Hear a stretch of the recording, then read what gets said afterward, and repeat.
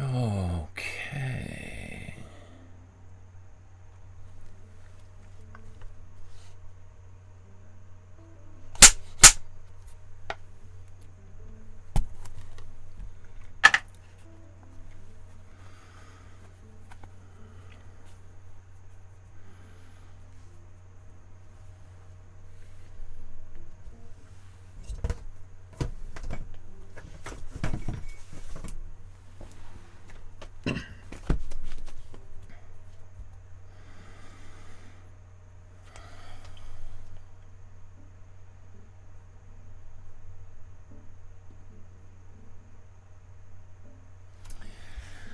Wow, look at all the comments in the chat already. I haven't even started.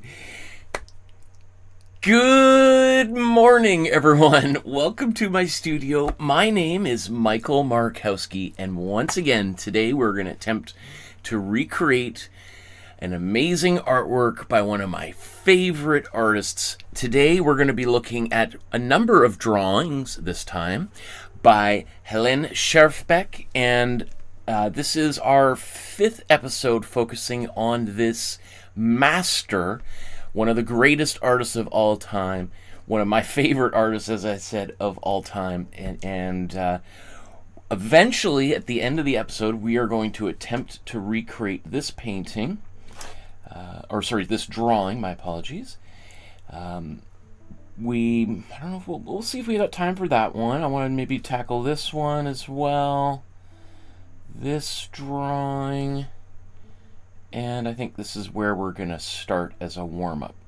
So we got 1, 2, 3, maybe 4, 5 drawings, depending on how quickly we go with each one here. But I'm super excited to look at this artist and her drawings because we did 4 episodes focusing on her paintings. Maybe, how about we'll just move this to the side. We did this painting. This was the oldest of the paintings. This actually would have been done after the drawing, or kind of the main drawing we're going to be doing today. But this is the earliest painting of hers that we did. And then we did this one from 1912. I think the first one was from 1892, I think. And this is from 1912. And this one, I think, is from 1919. And then we did this one from 1935. And so what we're going to do is we're going to look at drawings that she made over the course of her life. We're going to start out at one of her first drawings. We're going to look at some of the drawings she did, I think, towards the very end of her life. And then we're going to kind of come back full circle to one of her first drawings that she did when she was only around 18 years old is when she did this masterpiece there, which is just hard to believe. But we'll get into all of that here as we go. Let's just take a look at the plan for today's episode. We're going to talk about the scale of complexity, and then the materials required. We'll do some warm-up drawings. Then I'm not sure how much I want to get into her biography because I think I've covered it pretty extensively in the last 4 episodes. But I might talk about the movie, the biography of hers that I watched last night. I was up till 4 in the morning last night watching this. I'm a little bit, I literally just woke up an hour ago so that I could, anyway. Yeah, by the end we'll take a look at all the drawings side by side and compare them and hopefully celebrate the achievements, maybe commiserate our struggles. Okay, just before we get going, consider to like, subscribe, and hit the notification bell so you know when future episodes like this are taking place or about to take place. If you want to support the channel with a small donation, $1, $5, something like that, if you find any of this helpful or useful. People have been asking for drawing episodes for a while, so I'm back doing a couple upcoming drawing episodes. And so if you want to encourage me to do more, well, maybe, I don't know, consider So if you scan that QR code or enter in that web address, it's also in the description below. It'll take you to this page where you can safely and securely donate to support the channel. And thank you to those people who've been supporting the channel over and over and over again over the years. I wouldn't be doing this nearly 6 years later. In fact, we are very closely approaching the 6th anniversary of these live streams, and I'm still here once a week, mostly once a week. Other ways you could donate is you can send an e-transfer via email, a check or money order in the mail, or use the YouTube Super Chat, which is here when we're live. But if you want to contact me via my email or send a package or something, look at the Facebook group and my website. Those links are below. I don't put it in the description because literally I get 2 or 3 crazy scam phishing things directly related to this channel, not just beyond the normal spam. So I'm just trying to slow down the scammers, trying to probably Russian scammers because of my stance on Ukraine. Okay, so speaking of the Facebook group, let's. I want to really strongly encourage you to join the Facebook group by scanning this QR code, entering in one of these addresses. They all go to the exact same place, and take a photograph of whatever you've created today or yesterday or maybe tomorrow or whenever you get around to making some art, whether it's a drawing based on Schjerfbeck's work that we're going to be doing today, or even the free drawing course that I did 6 years ago. I still give people monthly feedback on their artwork. Whatever's on the Facebook group, I will talk about it and celebrate it and help you improve it, all for free. So that's what the Facebook page looks like there. Let me just take a quick look through all of these comments here. My goodness. Nue says, haven't seen you in ages. Thank you. Yeah, well, I'm still here. Johan says, where are you? I'm in Vancouver, or do you mean why it took so long to get started? I don't know. Lionel says, good evening, master. Oh, thank you. Hardly a master myself. I appreciate it. I started watching your beginner classes on the 22nd of March this year. I'm now on lesson 7. You're a great tutor and have amazing content. We appreciate. From Lusaka, Zambia. Wow. Wow, that's Zambia. Whoa, cool. That's so neat. I love it. Oh, cool. Oh, man. It just blows my mind that there's people watching at all, let alone from the other side of the world. That's so cool. Nua says, hey. Christina says, hi. Lionel says, unfortunately, I'm at a family shop, still working, won't be able to follow this live stream. That's okay, my friend. It's as you can see, these episodes are recorded and they're there for all time. And just like the drawing course, you're welcome to watch it at your convenience when you're not working. Nua says, good morning. This is going to be peak. This sounds like something I would do. Cool. Awesome. Well, let's get into it. I love all of the positive voices there in the chat. That just makes me so excited to do some drawings. So where should we start here? How about let's talk about the scale of complexity. So the scale of complexity. We begin at the beginner, then novice, intermediate, advanced, and then master. And master would be like Schjerfbeck herself. So this particular episode, we have several different levels of complexity. We're going to start off with a beginner drawing, maybe, yeah, I think a couple of beginner drawings as a warm-up. Then we're going to do a novice drawing. And then we're going to do an intermediate drawing to finish up. So beginner is someone who's never drawn before. This might be the very first time they've ever picked up a pencil and tried to draw anything. Well, I'm going to show you how to get started. We're going to do some very simple drawings that anybody can do, even a little kid. We're going to start off with a drawing of a cat to get started. And even if you've been drawing for a long time, I'm a big believer in a warm-up. So if you're like, oh, I'm just going to skip ahead, I don't need to do that silly beginner stuff, I think you're missing out, because it's helpful to do a little warm-up. Just like Serena Williams doesn't just wake up and just run out onto the center court of Wimbledon and win a championship. She's got a whole routine, and so let's get some routine build that into your practice.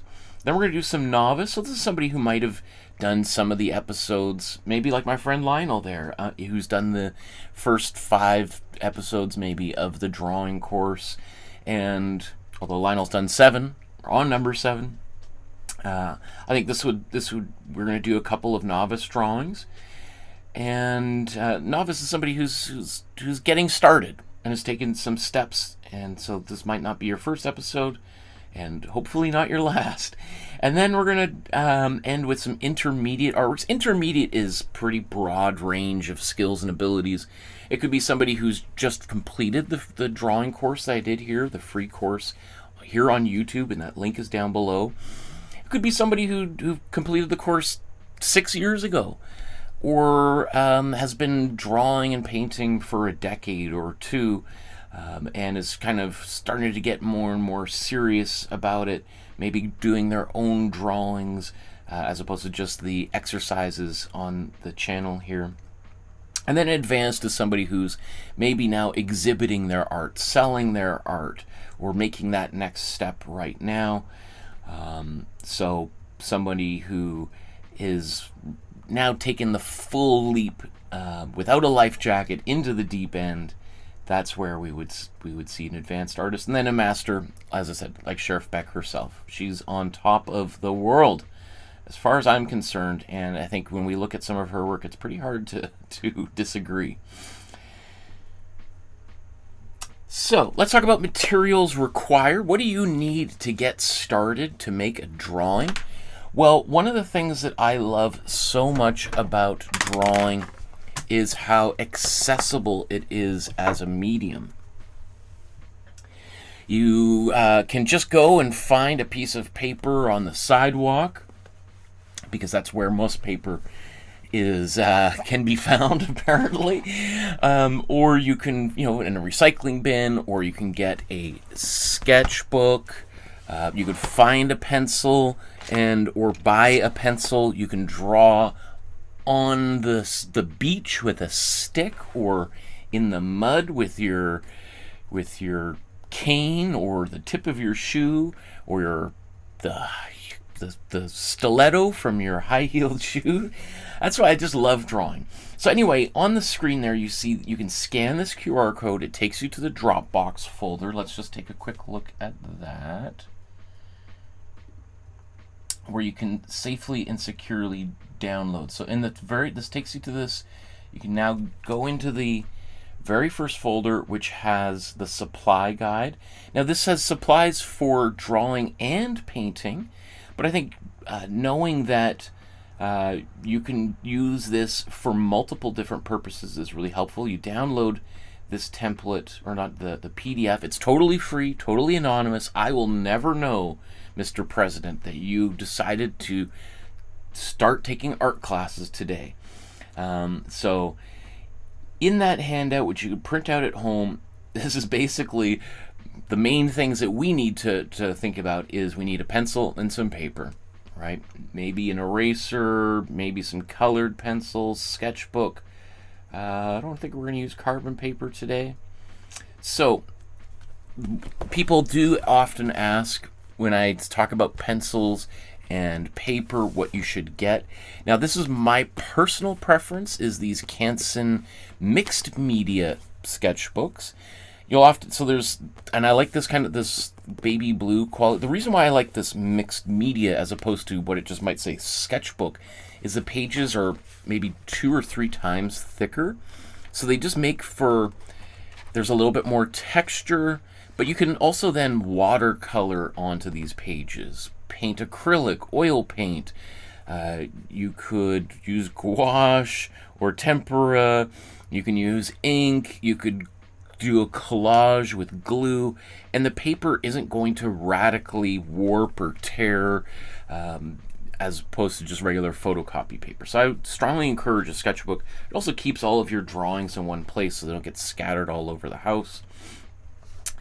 And it's also nice to see a progression from the drawings you started with towards the end. In terms of pencils, I mean, I've got a pencil case that's got tons of different pencils in here. The majority of pencils on Earth are HB pencils, and so you can certainly do that with an HB pencil. Now, they don't have to be like these fancy Staedtler pencils. They can just be a regular yellow pencil. Do I even have one somewhere around here? My personal preference is a 2B pencil. So because 2B is just a little bit softer. I might have to sharpen it a little bit more frequently, but it helps get darker lines more quickly without having to put so much pressure on it. Now, of course, we can go, this is a 7B pencil. I got a 9B, 3B, another HB. You can see they're all kind of disorganized in here. But I'm going to probably use my HB and 2B pencils the most. Do I have another 2B pencil? Here's a B, which is halfway between HB and 2B. I mean, HB is the most popular pencil on the planet because it does not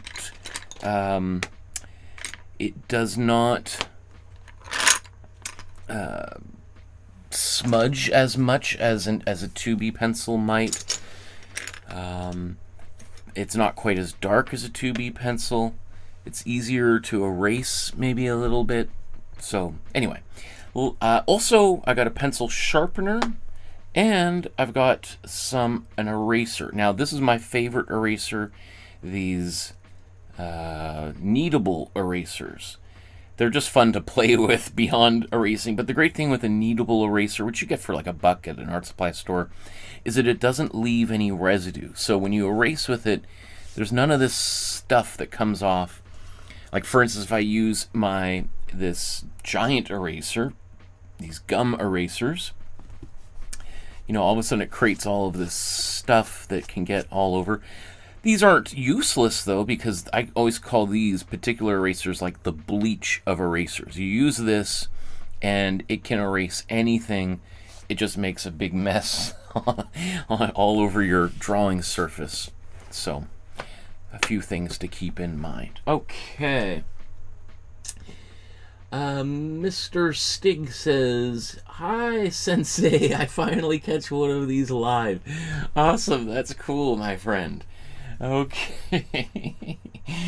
So let's jump right into things here. Our first exercise today is a warm-up drawing. I really firmly believe in the importance of warming up before we just launch into a finished artwork, just to kind of transition from our busy lives and the thinking about what we got to get at the grocery store right after this, and you know, where we're going on the weekend, and do I have enough money in my bank account for rent and all this kind of stuff. A warm-up drawing is just saying to the world, like, okay, I'm going to do something a little bit creative for a while. How about you guys just take a break, and then we'll chat after this, right? So it's kind of just taking a break from the real world. It's also just kind of a way just to literally get your fingers and your mind into this, just to help coordinate them. Just like a lot of my friends are musicians and they practice their scales. I have friends that are in the Vancouver Symphony Orchestra, in rock bands, and every time they get together before a show or they literally practice scales. So I like doing basic things to get myself going. So we're going to find all of the images that we're going to use for today in this Dropbox folder, the same place that we found the supply guide. So let me just show you that again.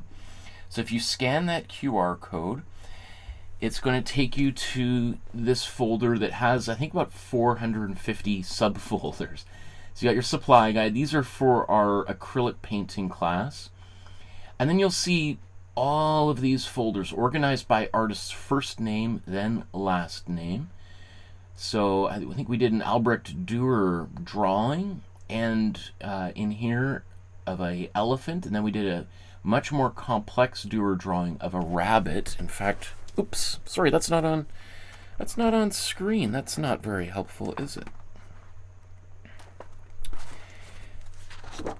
So where's the... So this is the beginner drawing we did of a rhinoceros when we looked at Albrecht Dürer. And then this is the intermediate drawing that we did of Albrecht Dürer's rabbit there. All right, just to give you an idea. And so again, you can scroll down this whole thing and just go and go. I mean, we got Andy Warhol, Bertha Morisot, Caspar David Friedrich, Claude Monet, Edouard Manet, Emily Carr, Fra Angelico, Francisco de Goya, Frida Kahlo, George Bellows, George O'Keeffe, and here we are, Helene Schjerfbeck. And so we're going to start in this folder. There are, so maybe I'll just show you. You can see that there's a painting that we did. This particular painting is in this folder. And then there's 2 drawings that we're going to use. And then if I just kind of go back here, I went all the way back to the top. Where is she? And then you'll see in the novice folder, there's some more drawings. And then in the intermediate one, there's the final drawing we're going to do today, just so you know where all of these different items are. Okay. Barbara says, I can't believe I missed the 400th Master Study class. Congratulations, Michael. What a fantastic achievement. Thank you so much, Barbara. Let's go to... What am I doing here? Okay. So, this is going to be our first drawing that we're going to work on today. And here's a little bit of information about it. Nukuva Kisa, which means sleeping cat in Finnish. And this was part of a sketchbook. And this was done in 1876. And let's just double check. She's 62 is when she was born. Yeah, 1862. So we're about to do a drawing made by this incredible artist when she was just 14 years old. And when we talk maybe a little bit about her biography, long story short, Helene Schjerfbeck was a child prodigy. She went to art school. She started art school at age 11, right? Just to give you an idea of how far ahead of, I mean, literally every other student in her class was at least twice her age, often 3 times her age. Artists back in the day would go to art school in their late 20s, early 30s, early 40s. As you just imagine this 11-year-old girl being in the classroom. And so this is after she's been in art school for a few years. This is a drawing she makes. So, yeah, if you if you're feeling old and feeling like life has passed you by, Schjerfbeck is somebody who can make you feel that way for sure. Like 11, 14 years old. So anyway, let's get right to this sketch. Okay, I'm gonna get my sketchbook here. Let's go to a blank page. Maybe I'll just show you here some of the things we've done recently. Here was Goya's famous, I mentioned Goya there a moment ago, famous Sleep of Reason drawing or print. We did that. Then we did some on Charles M. Schulz, the creator of Snoopy. And then this is a drawing done by my daughter. Here's some more Snoopy. We did these for Christmas. So let's go right to this page here. I got lots of this is a shared sketchbook, right? This is my daughter and I. We go on trips together and we do sketches together. So let's do this one right here. Let's take a sip of tea while we're at it.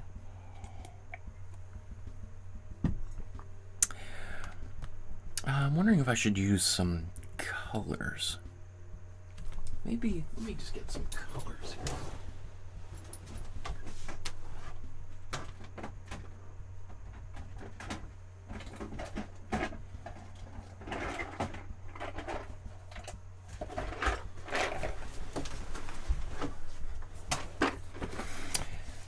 I'm going to use some colored to do this drawing on camera. You know, you don't have to, but maybe just as a warm-up, that might be helpful for people. Maybe we'll even start with red. Yeah, that'll show up well, I think. Okay.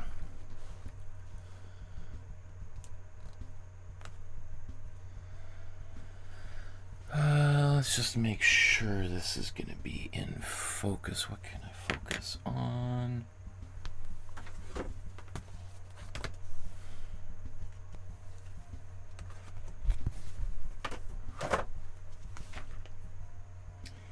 Katie says, hello, I'm just checking in on my lunch hour. This looks great. Mr. Stig says, does one have to do the master studies in order? I finished the beginner's course a while back and have struggled to draw consistently because of lack of structure. I forgot they had so many master studies I can jump into. No, you don't have to do them in order at all. I think just pick and choose. Find the ones that you like. I have organized them by level of difficulty. So you can look at the Dropbox folder and look and say, oh, here's a beginner one. Okay, I could do that. And if you find, oh, that's too easy, then go to a novice one or intermediate or advanced. Yeah, go at your own speed.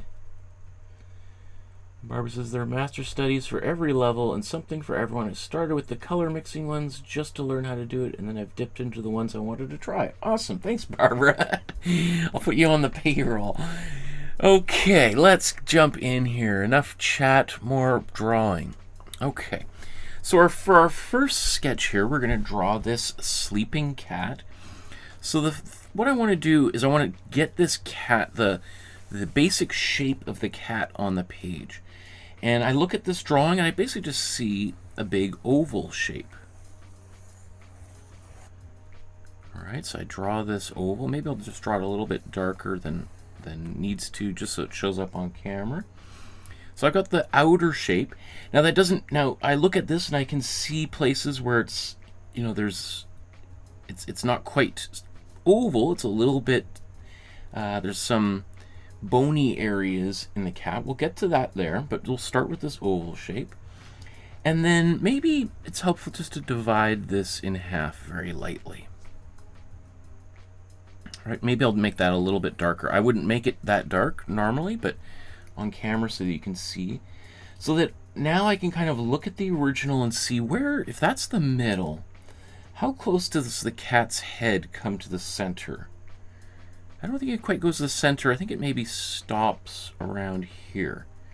So what I'm going to do now is draw a head for the cat. I'm going to put a circle here. And I'm just going to look at that and think, is that about the right size?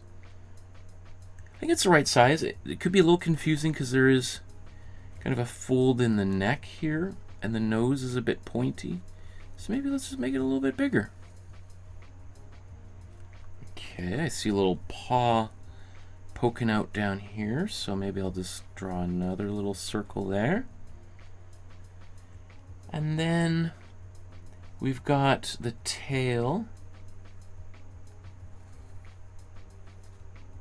which comes right up to the face, somewhere like here. And then here's kind of the hind legs. Are in here.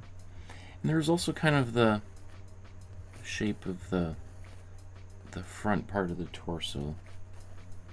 Right, there's a bone here for an elbow somewhere in there. So you notice I've just started with basic shapes. Right? Maybe the next thing I can do is look at this cat. The face, sorry. The cat. I'm looking at a cat. So let's think about where the ears could go next. So maybe I'll just draw a little triangle here. A little triangle over here.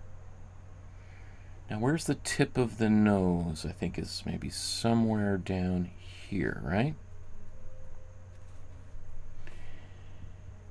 And then what I want to do is figure out the line of the face here with where the eye is. So I'm kind of looking at this line thinking, is that right? Maybe it's a little bit more upward like that.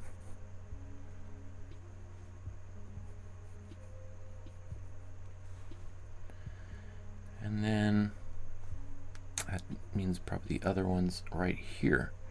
But it's not. It looks like it's actually a little bit lower, which is interesting, right? So I think that's good for my initial sketch. How about, I'm just going to take an HB pencil to do this next step here. Or you know what? Maybe let's use a different color just to. What color can I use next? How about a blue? So now what I'm going to do is I want to find this area, where it's kind of a little bit bony.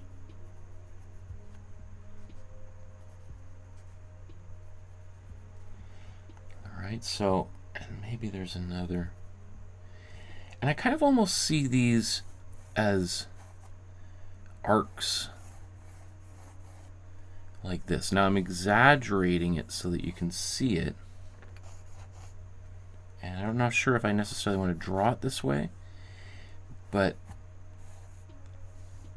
it's helpful, I think, to exaggerate things a little bit before we get going.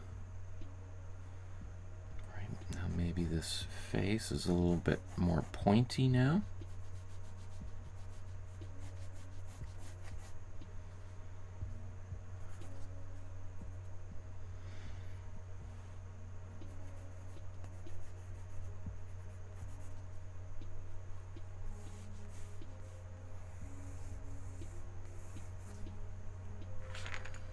Okay, now I'm going to go to my HB pencil.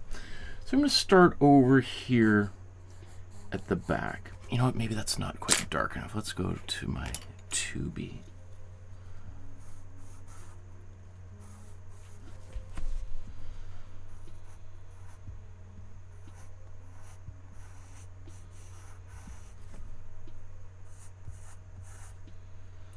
Now it kind of goes down and then up. Up again.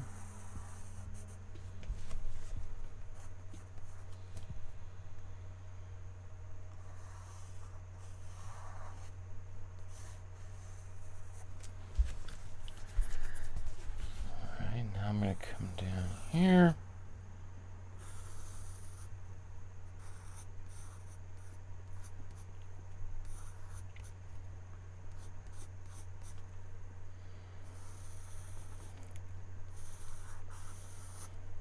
I think the tail I've just done is maybe a little bit wider than the original. It's okay. Now this surface here she's actually done that with shading, so we'll do that too. Same thing here, so there's not really a line there. So let's look at the face of the cat now.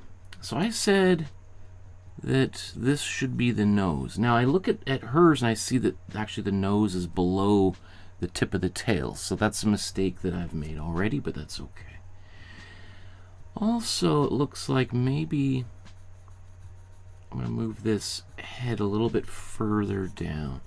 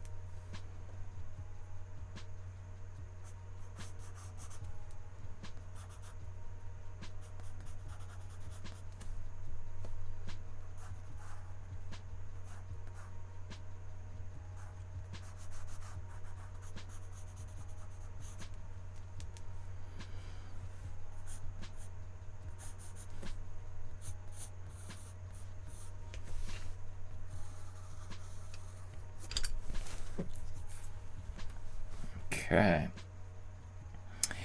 So there's my basic shape of this cat.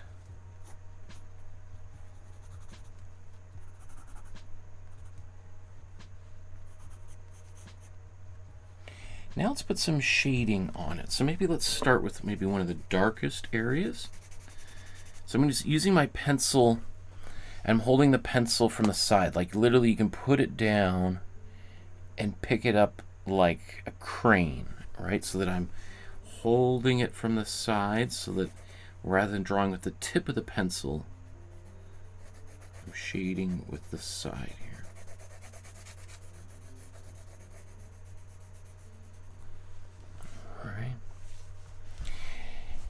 Now it looks like this tail's almost entirely shaded, so I'll just shade that.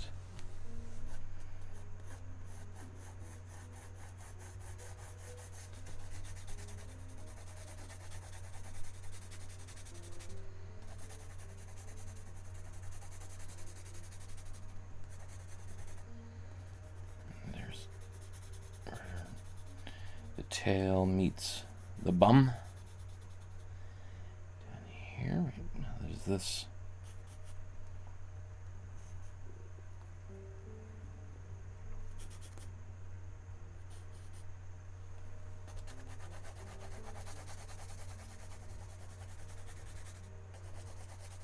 Notice how as I'm doing this, these lines are trying to follow the contour of the body, the shape of this form.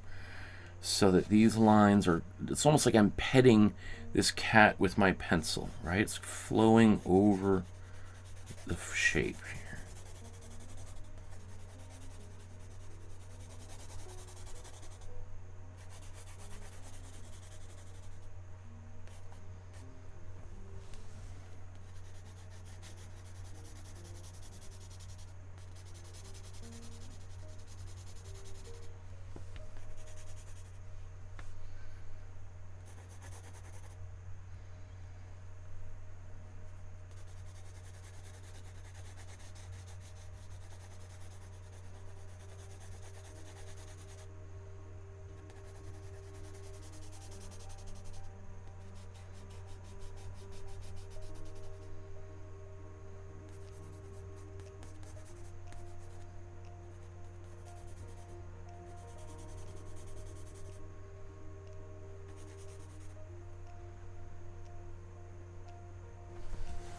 She's also done a few little lines here just to suggest the surface or space this cat is in.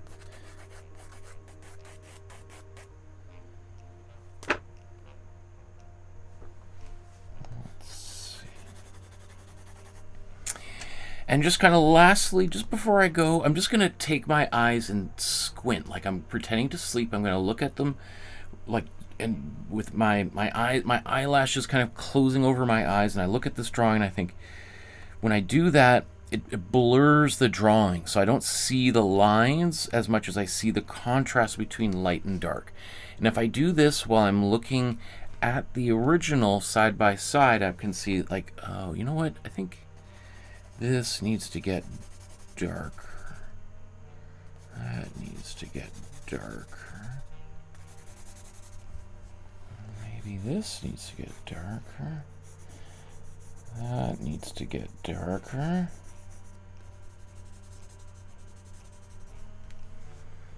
What else?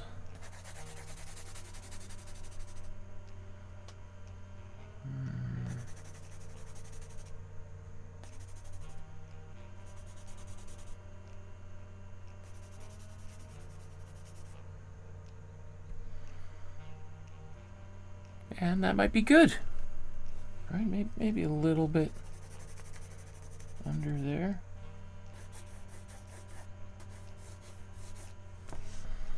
Okay. Right, I think good enough. Good enough for a warm-up drawing. Pretty happy with how that turned out. Christine says mine looks like an armadillo. I love it. Armadillo, yes.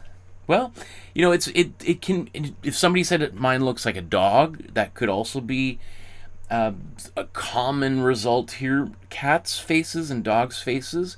It's like a knife's edge there.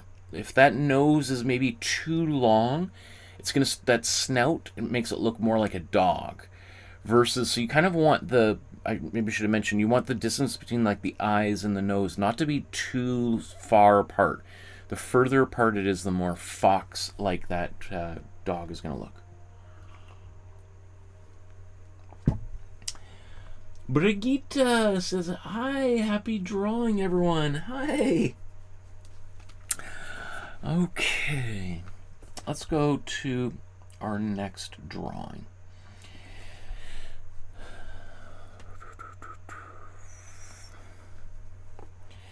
So our next drawing here, so we started at near the very beginning of her career when she was just 14 years old. And now we're looking at a drawing that she made in 1928 when she is, was that 38? What's 38 plus 20? Or, yeah, 38 plus 28 is 36. Is it 56? So she still lives for another 18 years after she finished this drawing, but she is definitely slowing down in the latter kind of decade or two of her life here. It's still a good 7 years before she did this particular painting that we did. That was the most recent painting of hers that we did. But you can really see that in this particular image how she's radically simplified the figure here. So we're going to do another warm-up drawing, and we're going to use this as our focus. So let's get that set up. So first thing is we want to try to figure out how this is going to fit on the page. So I'm just going to start with an oval. Right, that's my basic shape here. I'm not saying that that's where going to be where the chin is and that's the top of the head. It's just plotting it out. Right, maybe I want to say that the neck is maybe somewhere around here. All right. Now she's got this hair around the outer edge. So let's say maybe this is going to be the outer edge where her hair is. So let's kind of chisel in where we think the hair might be, somewhere right around here. And I'm going to do a whole portrait kind of demo as we go. But this here, I'm just kind of, again, a bit of a warm-up. Sketch this in.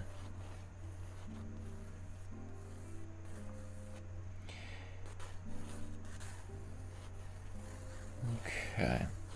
So if that's the top of her head with her hair, and let's say this is her chin, well, her top of her head doesn't come right up to the under her hair. There's going to be some volume to her hair. So I'm going to say, let's do this with another pencil now. So we got our basic composition in place. Now let's kind of look at the shape of this head.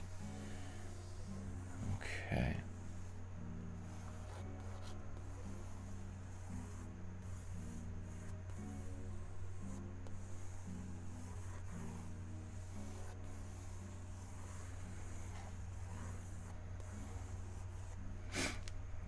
Okay, now typically in a portrait we would put, if this face was looking directly at us, we're going to put that line right down the middle, and if we divide this in half, that's going to be our eye line. Our nose is about halfway between the nose, the eye and the chin, so let's maybe move that there, and then the mouth is halfway between the nose and the chin. And then our eyes would be roughly there. But she isn't looking directly at us. She's turned. Her face is turned to the right. And so what I'm going to do is I'm going to move You know, if we even just look at this drawing, it looks like this eye is somewhere like right here. So that tells me that the center of the face might even be somewhere around here. So I'm just going to readjust the center line. And the eye is halfway between the center line and the side of the face. So that's going to be the new middle of this eye. And then I'm going to take this same space, I'm going to move that over here. And then so it's halfway between these new two lines is where this eye is going to go. All right, so now my nose would be here, and my mouth would be there. All right. So if I make kind of some of these adjustments now, I also see her head is kind of pointed a little bit downward. So that might mean I'm going to make these adjustments half between here and here and down here. So let's kind of draw this out now. So if we have, that's the middle of the eye. Well, let's imagine this being an eyeball. And let's imagine that being an eyeball. And we got our nose. Oops, what did I say? Right here. And then our lips are right down here.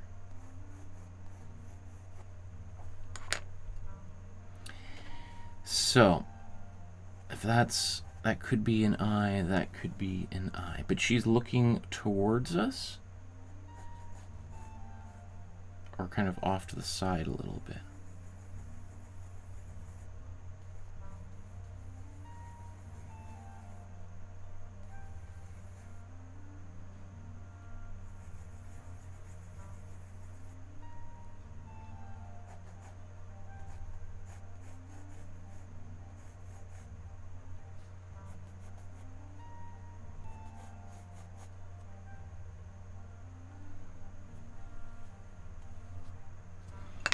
Okay, so let's start to kind of sketch this in.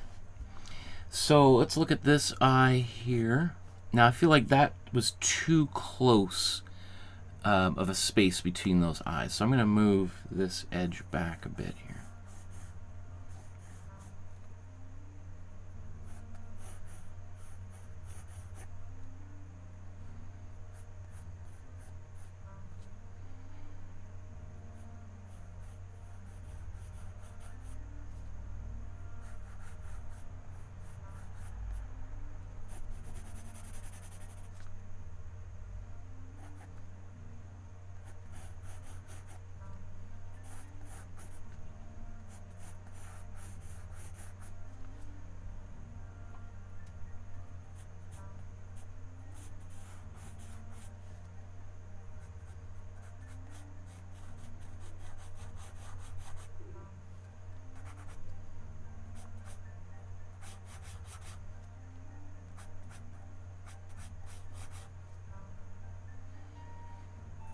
If that's her eyeball, then her eyebrow is going to be, the eyebrow ridge would be above here.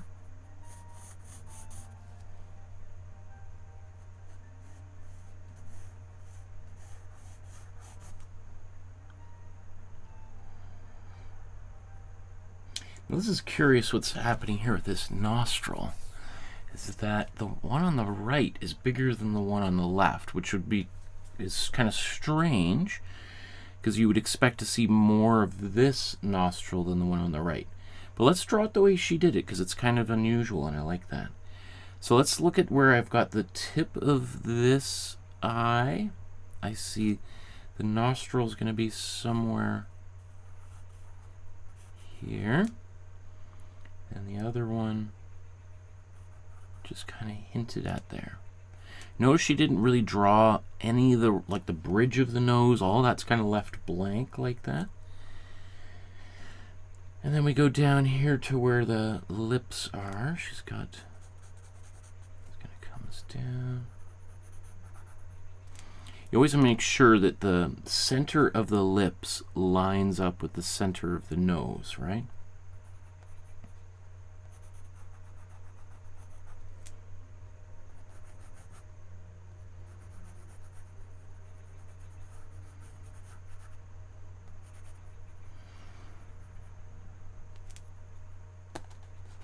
If I look at this, this mouth could be a little bit bigger.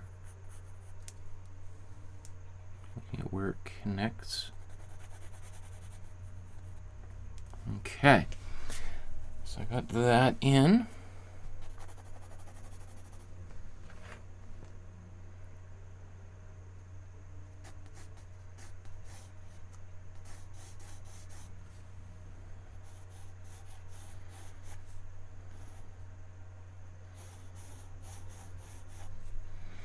So it's basically like this part in her hair lines up with basically the top of her head there.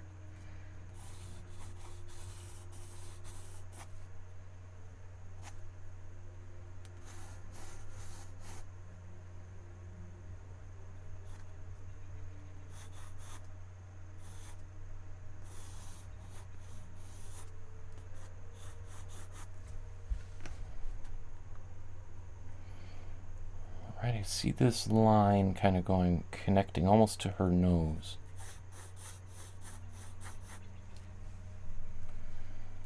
All right, and there's a little hint at the ear right under here.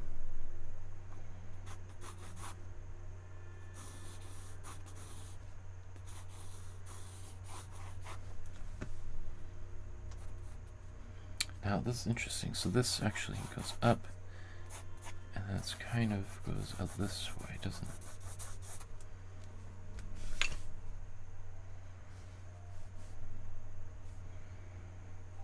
Okay, maybe before I go too much further, let's get the shape of her chin here. So this is interesting. Look how this almost forms an invisible line down here through her lips. Because the point of her chin, which I would say normally should be about here, but I think some of the distortions that are happening here are both like creative and,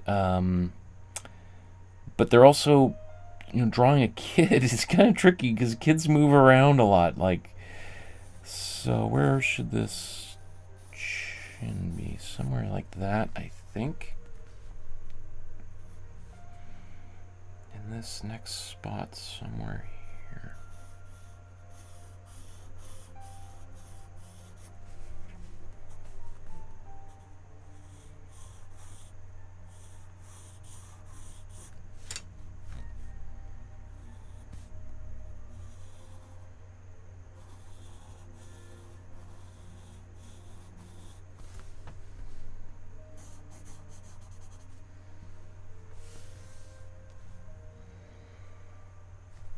I'm just going to turn this here because I think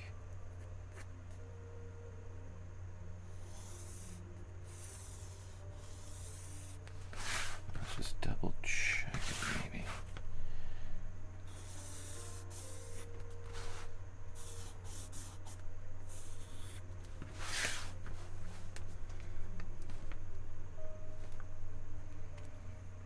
Okay, where does the neck pop out? Well, as we draw a line straight down here, it's somewhere here, I think. And on the other side,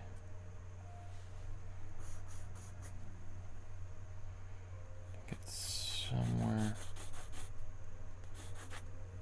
like that. And then let's just add a bit more shading in here.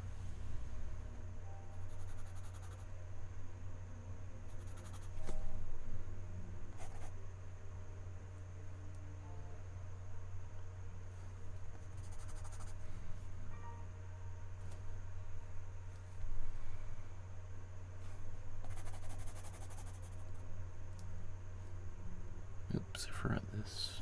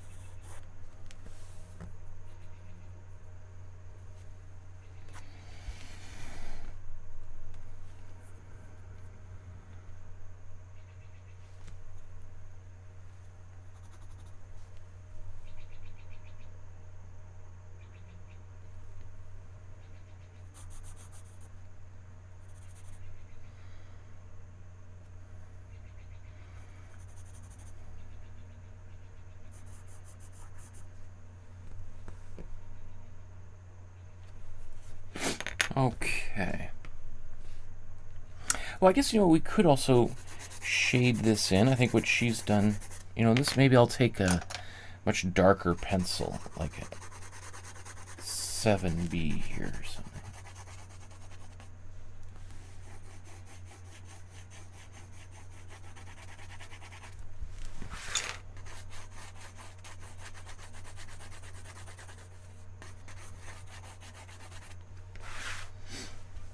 Okay. So I can shade that in. I'm just going to take my finger and just smudge.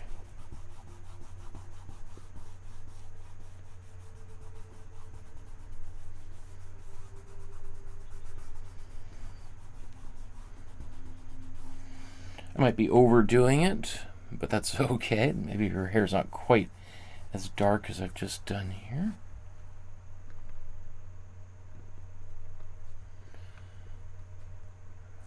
Maybe let's just...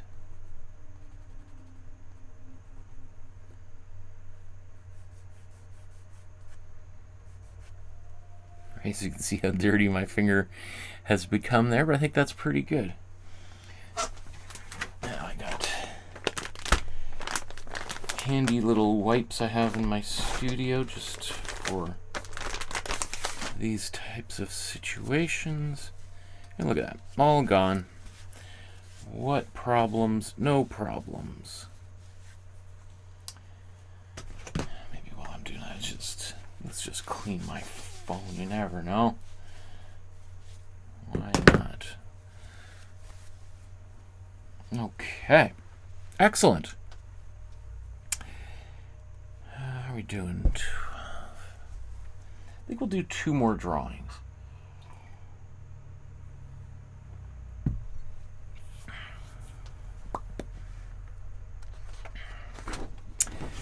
So let's go.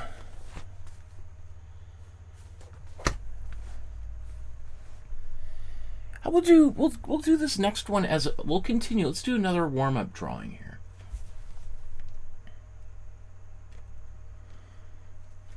Kind of in the the groove that I'm in here. So let's do this one. The portrait. What's this one called? Portrait of Jalo Sihtola. Hopefully I'm pronouncing that correctly. I'm not a fluent Finnish speaker. I'm assuming that's a Finnish name. Jalo Sihtola. Like almost Sihtola sounds Italian, right? But Jalo definitely sounds non-Italian, I think. So here's this drawing. Same sort of thing we were just doing. This is kind of a nice little kind of formal study of the shape of the head. Oh, look at all the comments.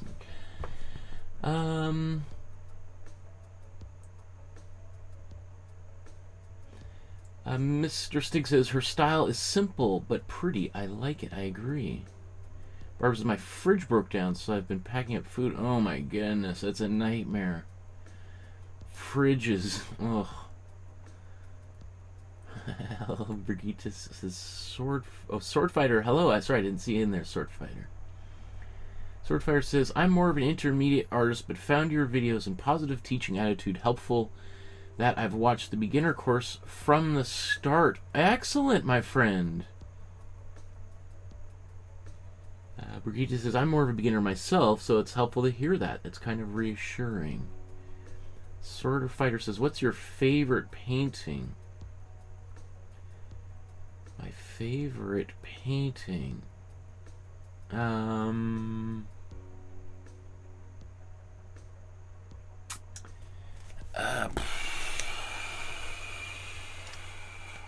Let me think about that. My favorite painting. If I had to pick one painting to have on a desert island, which would be the most useless thing to have, arguably, on a desert island, what could that be? Oh, man, that's a great question. What would you want to have on a desert island?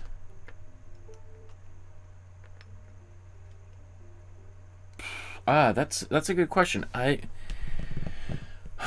because it doesn't necessarily mean that it's going to be the best painting, because maybe you'd be so afraid of it getting wet. Like, I don't know, you don't necessarily want the Mona Lisa on a desert island because you'd be so stressed about protecting it, maybe. You wouldn't want to use it as shelter. So maybe you want a really big painting. Not that you asked about a desert island, I'm just trying to think. Like if it was because if it was a big canvas, maybe you could turn it into a tent and you could sleep under it. Yeah, I don't know. I'm definitely going on a tangent of my favorite painting. I don't know. That's really hard to choose. That's yeah. I'm gonna have to think about that one. That's a great question. Mr. Stink says, it wouldn't be useless, Mike. Being surrounded by beauty is helpful for the soul, even on a desert island. And I'm sorry, I can't pronounce your name here. So I've watched your drawing course. Very helpful. Thanks. A sword fighter says, mine was by some painter about the theme was about death brings us together. Theme of death brings us together. Ooh. See, I don't know if I want to have that. See, I was trying to think, on a desert island, I might want to just have a picture of a boat or of a beautiful sunset, but then I'm probably seeing beautiful sunsets every night, so then I'm thinking maybe I want a snowstorm, something that reminds me of home. Would it be a still life of flowers? Maybe there's lots of flowers on the island. Maybe I want a painting that somehow shows people building a boat or being rescued, because I probably wouldn't want to have like Jericho's Raft of the Medusa, because that's a pretty bleak painting of a shipwreck and people drowning. I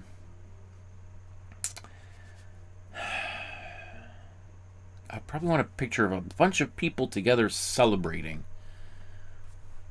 I think. I don't know. That's interesting. You could set the painting on fire for warmth. Yes, or fire. Yes. Okay, let's do this drawing here. This is very funny thoughts. I love it. Okay, well, so let's tackle this next drawing. And again, where should we start? How about let's just get something on the page. So let's start out with an oval. All right, we're going to block in where this goes. Now, one thing I often think to myself is I usually want to have more space in front of the face than in behind the face. So maybe I'm just going to move this over here.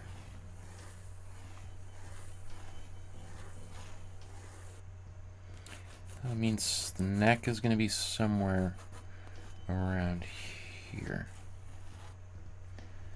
Now, I'm not worried about having lines like this, but if we wanted, we could try to erase a little bit of that. Now, colored pencils don't erase generally all that well. I can try to do this, but it's not going to be super helpful. I personally kind of like seeing the residue of process on the page, so I'm just going to leave that like that. So this guy doesn't have a lot of hair, and the hair he has looks like it's, you know, maybe pressed closely or combed back on the top of his head. So I think we have this could possibly be the very top of his head. Maybe we'll give it a little bit of volume. We'll be generous to this fella.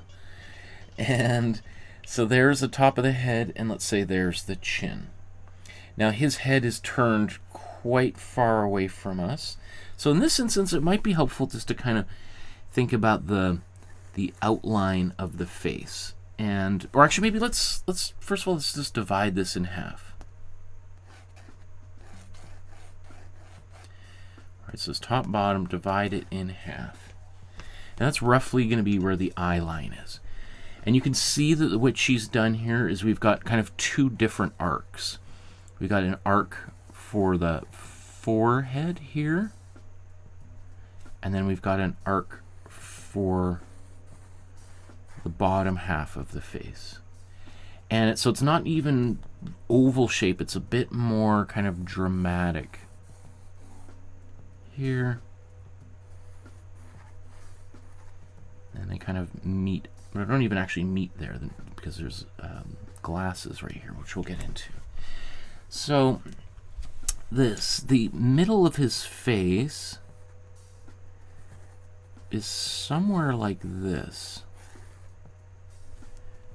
Right, so the middle of that eye would be somewhere there. And then on the back side here we've got, let's just say here, if we put our eye, or we can even think of the glasses as a little bit of an eyeball. The middle of this eye would be here. Is that hair? So I'm looking at the part of this hair. So that's basically in between here and here. That's about the middle of that eye.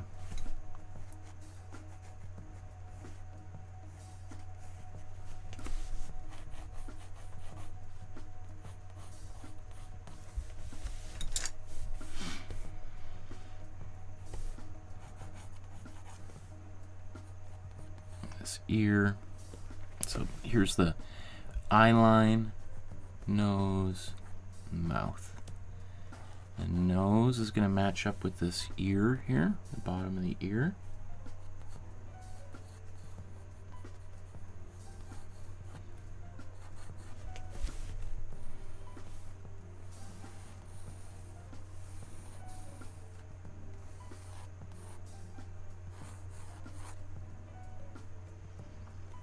And this, the neck is kind of right about here.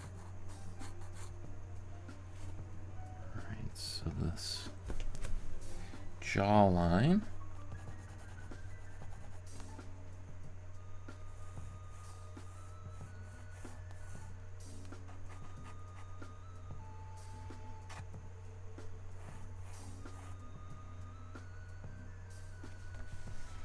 Maybe even coming, yeah. It almost goes flat there.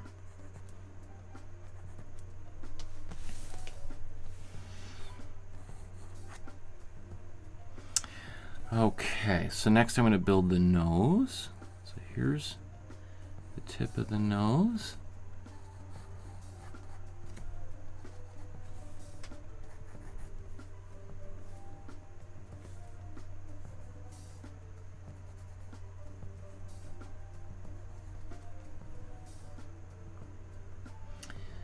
This mouth might feel a little bit closer. That might be the bottom lip. Oh, you know what? Okay, so this is from the where the middle of that nose is, comes straight down, so the lips need to part right here. Now, often when we're drawing male figures, we de-emphasize the lips.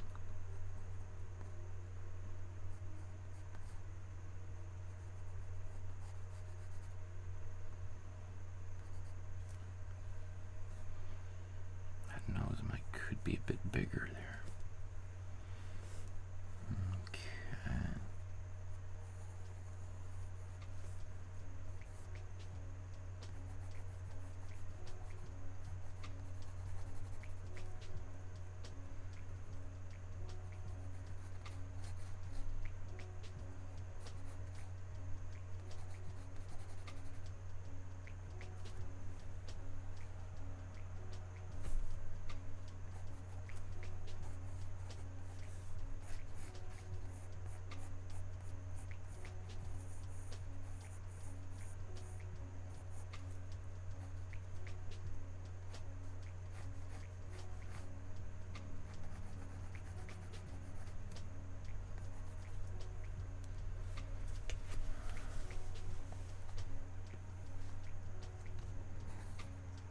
Okay, maybe the slope of the forehead was a little bit dramatic.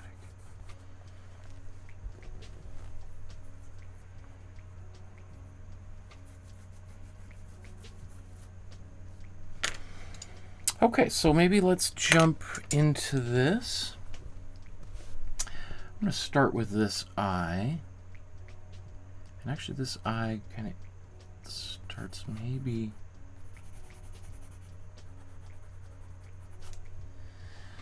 a little bit wider here.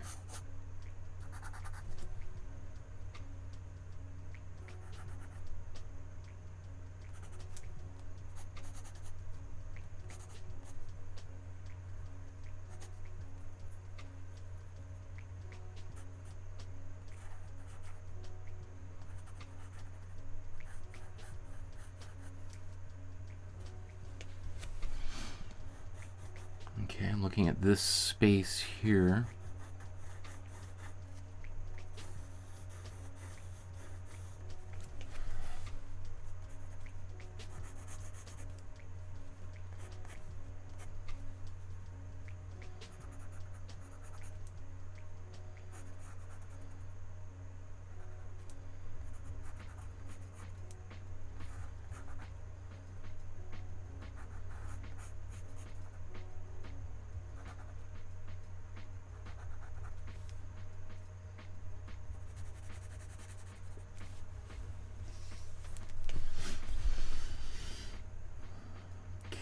These glasses, this oval shape.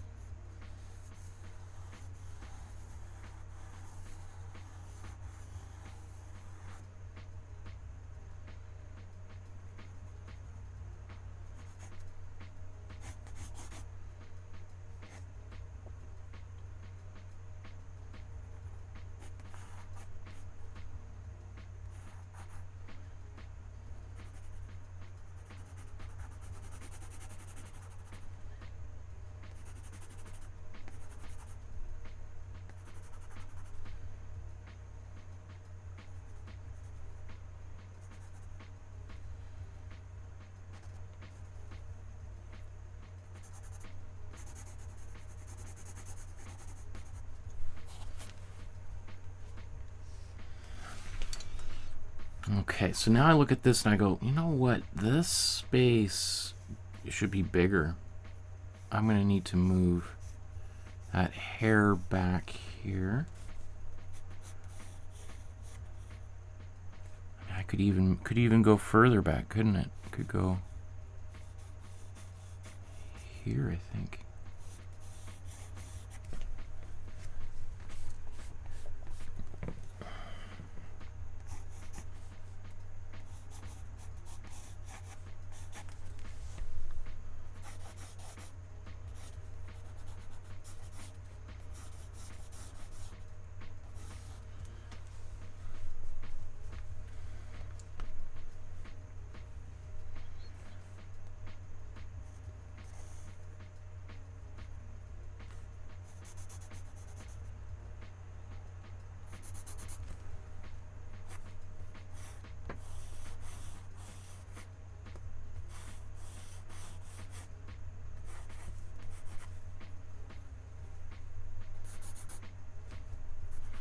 So I'm moving this whole ear back.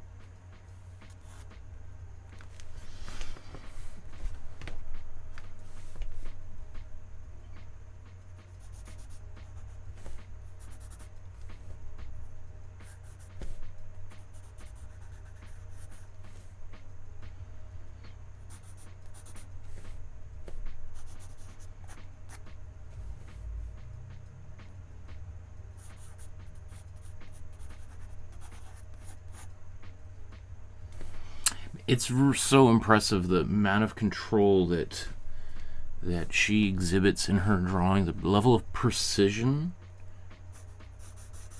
is pretty incredible. Like, you don't see a lot of searching. Like, she pretty much puts the line down in the right place right off the bat, which is really remarkable. And again, she's drawing from life. Here I'm just recreating her artwork, so.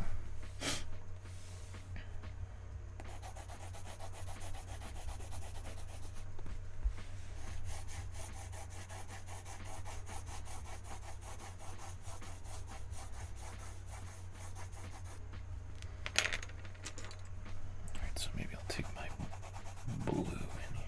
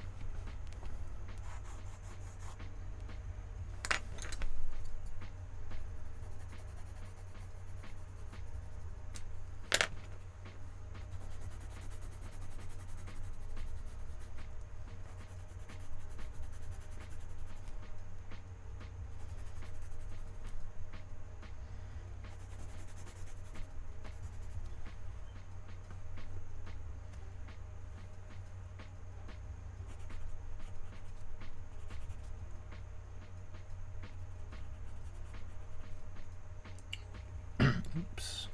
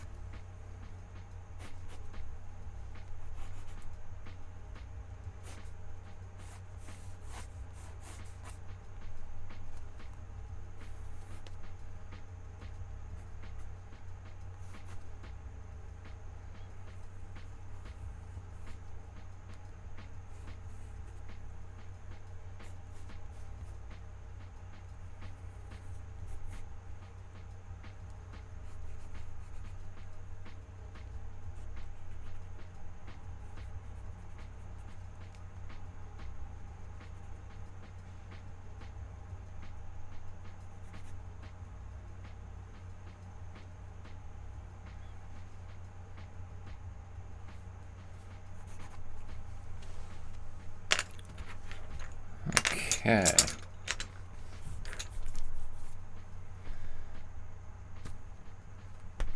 Now, we could try erasing some of these lines on here, but I'm not super worried about them being there. I like it's kind of evidence of work. Now, if I was drawing this with just regular pencils, I could easily erase all of that. Or, as I've shown in the past, we could do like an image transfer where we take this sketch, transfer out to another surface, and then we wouldn't have any of those guidelines on there.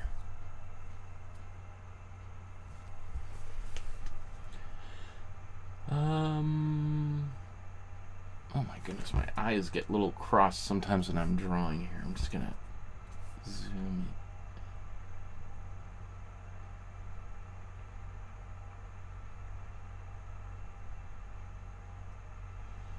Swordfire says, have you heard of draw a box? I think that this guy's hair the hair's darker than the hair away from the ear. The guy's hair near the hair is darker than the hair away from the ear. I'm not sure what that means. I think that the hairline in the forehead is a tad longer than yours. The hairline in the forehead is a tad longer.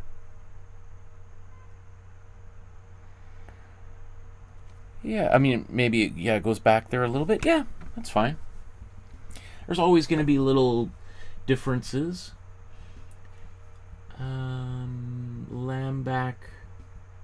Lambback says, I'm watching your past drawings. That playlist with 41 videos. Awesome. That makes me excited that you're doing the drawing course. Very cool. Yeah, and then you could do things like this afterwards. You can join us for some of these. I mean, certainly you could draw some of the ones we've already done today as well. Okay. So, let's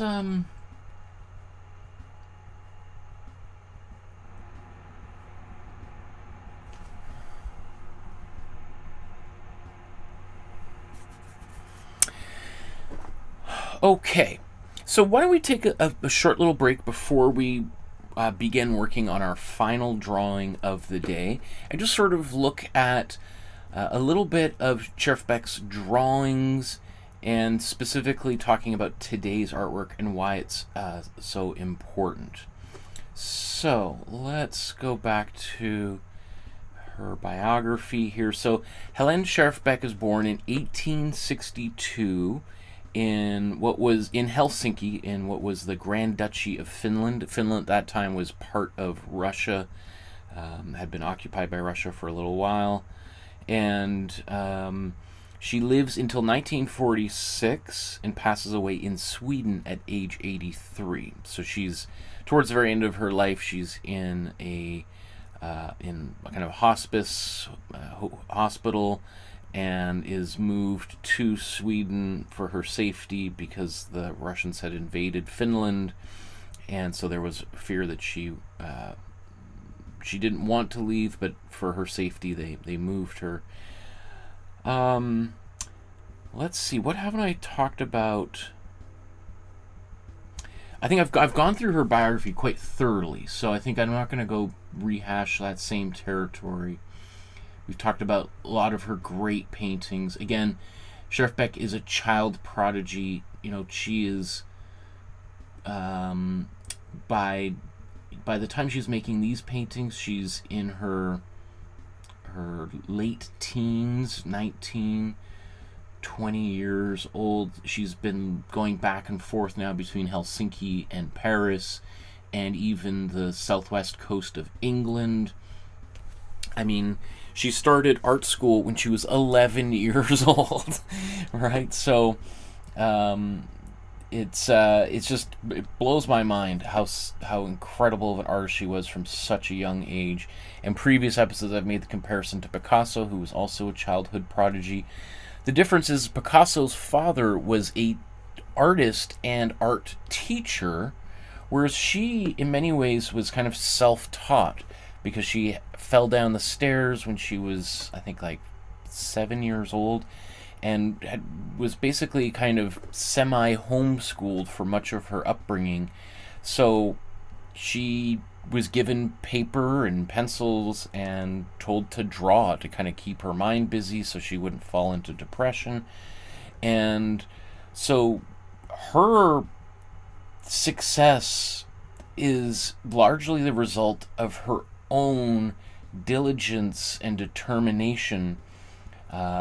She largely taught herself how to draw. I mean, she did have some teachers and tutors and things coming by, and we've covered all that. But again, Picasso was able to do what he did because his dad was there, like, every day, pushing him and pushing him, pushing him to go further. And whereas she, also being a girl, being a woman, did not have that same encouragement, expectation, the idea that she could ever become a successful artist and make a living from her art being a young girl was frankly an absurd thought at the time. So it's just blows my mind. It's a testament to the will, the spirit, the human spirit to want to express oneself. And we see that in her work, even despite kind of some of the darker times in her life. She still was able to be quite productive, all considering. And even the work that she did was quite dark and haunting. And so she was fearless in that sense. We talked about that in the most recent episode. Okay, so I just want to take a look at her drawings. These are organized by from the oldest first. So we're looking at drawings here that she made when she was somewhere around 8 years old or so to 10 years old. So, and I've kind of highlighted a few of them because there's hundreds of them here in the Atheneum, which is the National Gallery in Finland, the Atheneum Art Museum. So here's a drawing that could have been made somewhere between the age of 8 to 18. A lot of these are from sketchbooks, notebooks that were kind of organized after she passed away. And so, you know, it's hard to tell exactly. She didn't sign them or date. She signed them, I think, many years later, but they weren't dated. So, but again, these types of drawings, they remind me of, they're probably, they could have been done from life. They could also be done based on paintings. Like this reminds me of like an N.C. Wythe illustration, like the kind of stuff he did for the Robert Louis Stevenson's Treasure Island. That's kind of what I don't know if that's right out of, if that's necessarily a copy, but it just seemed that just the style of that illustration. So because I imagine her looking at books and drawing from books. You know, this drawing, when is this? This is from 1874. So she's 12 years old when she did this. I love this drawing of a cat. I just those big wide eyes, right? Makes, and that woo. The cat is kind of spooked, right? But I mean, even here, just the beautiful rendering on the fur. I mean, there's lots of professional artists that would struggle to make a drawing like that. Here's the same sort of thing, same page. These drawings of rabbits. Oh my goodness, it makes me feel so old. So this is another, this one's done again somewhere between the ages of 10 and 12. So she's now, this might have been a drawing that might have been submitted to help her get into art school. Right, this could be a drawing showing her basically the kitchen that she grew up in, right? And the cats that she and her family would have had. You know, was not uncommon to have a cat around because you might have mice and getting in and out of under the doors and through the windows. So you'd want to have a cat kind of helping to keep the pest situation under control. But I mean, just look at the beautiful soft shading in here. I guess I can't get any closer. Just so beautiful. What a genius. Oh my goodness. To think that she did this when she's maybe at most 12 years old. 18. Well, if she even put 1872, so that's, you know, she was born in 1862. So that's maybe that she did this when she was 12 or 10 years old, right? Maybe 9, 10, 11, 12, somewhere around there. All of it is pretty remarkable. I mean, the lid of this, this cask, keg, axe, the shadow on that, just remarkable.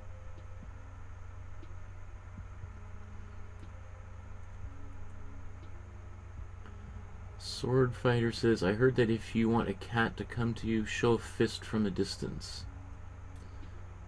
Interesting.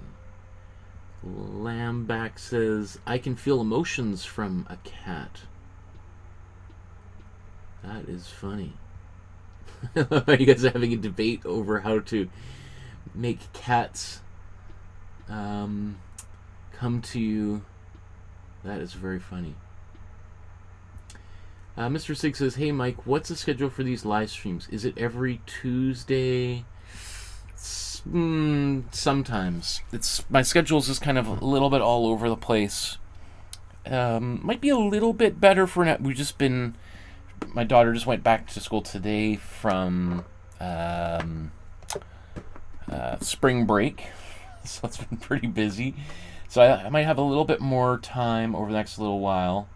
Although this weekend is Easter weekend, and we're doing a bunch of things together, so probably won't. I might do another episode on Thursday, but that might be a painting episode, I think.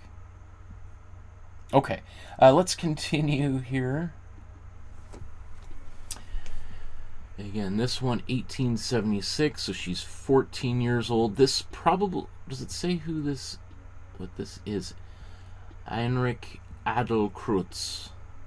Don't know who he is. Could be a teacher. Could be a model in art school. Just blows my mind. Like, I mean, the beauty of some of the shading, like that ears are really tricky to do, and look, she just seems to do this effortlessly. This profile, I mean, look how she helps make a distinction between the beard and then the collar. Right, she does that using these kind of straight vertical, almost vertical lines, juxtaposing them with these kind of curving diagonal lines. Right, to help us see that they're not only different planes, surfaces, but these straight lines feel like a much more rigid kind of surface versus these kind of a little bit more wild, chaotic lines for the beard. Right? Excellent. Just the level of confidence, like one line there for the collar. She's not playing around at all. Wow. Okay, let's move on. This is the drawing we did earlier here. Nokuba Kisa, sleeping cat. Now these are probably all studies from other paintings. Mariano Fortunen. So this looks sort of like a painting from the early 1800s. So she would have seen in maybe a museum, maybe at the Athenaeum, which was like a art. It was like it was the National Gallery, but it was more like the art academy, right? So they have exhibitions and an art collection and an art school and like a salon.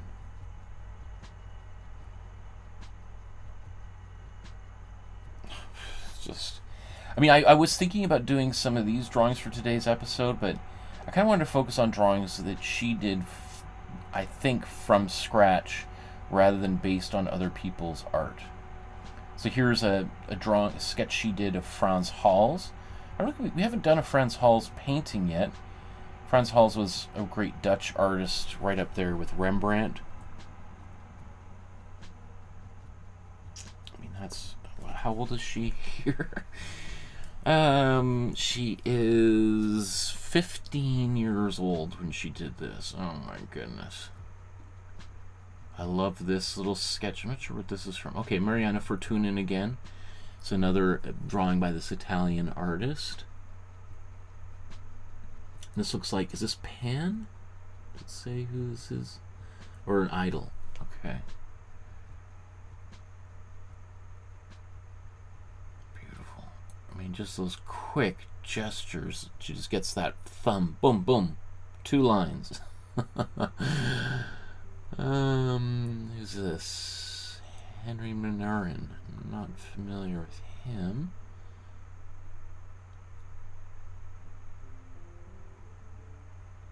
I mean, look how she conveys this figure. I mean, that line doesn't even go all the way around. She just like... She's putting only the lines that are absolutely necessary. She doesn't even see this. Like, this is kind of like a highlight where some light is hitting the face. So rather than actually draw that line there, which would sort of could make it look darker, the absence of that light, the absence of that line suggests that there's light there, that it's so bright that the line that would contain the form has been obliterated. Same thing on the eyelid right there. So the details on, like, the bottom eyelid isn't defined because it's so bright. I mean, she's 15, 16 years old and she does that. There's another version of a sketch by the same artist.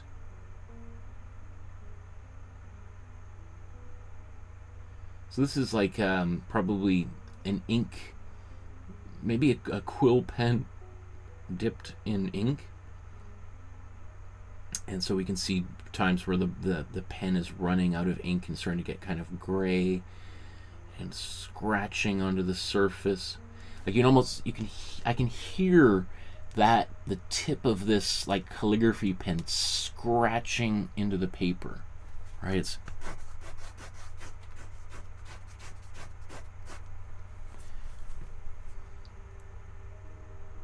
and the speed, like you can imagine that the sound of that, the metallic tip of the pen banging against the little glass of the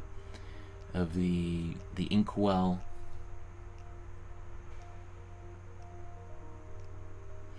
So a big thing that I think about when I look at her work is like an economy of marks. The precision that she is capable of getting with the fewest possible lines. And we see this in her work when she's like 15, 16 years old.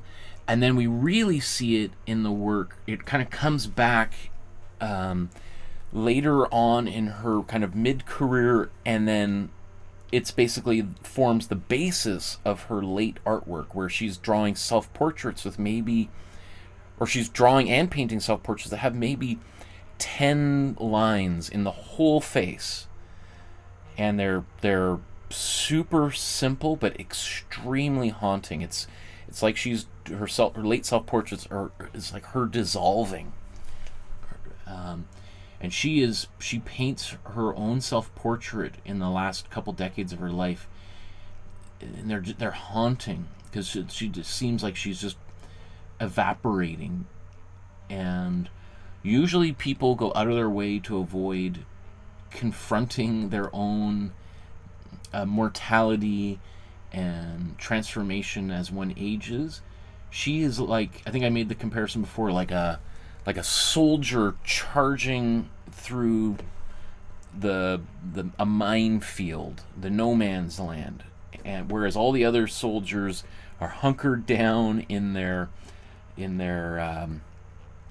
shell holes and trenches, Helene Schjerfbeck is charging forward, her helmet flying off her head, and just charging into the unknown, facing death straight on. It's just unbelievable. Really one of the most inspiring artists I can ever think of. I hope I have the same level of courage. So this is definitely a sketch. You probably would have made this in some kind of art class. So this is probably like a plaster cast from an original Greco-Roman sculpture, and which a lot of art schools, especially in Europe, have tons of these things kicking around. Right, this is a Michelangelo, yeah. So this is, I'm not sure if this would have been a drawing or an actual plaster cast of this. This is one of Michelangelo's late works, these unfinished, I think I can't remember this exact, he did a few like this, but this looks like one of the later pieces. Which is kind of interesting, just to, I mean, not to make too much out of it, but Michelangelo is also very famous for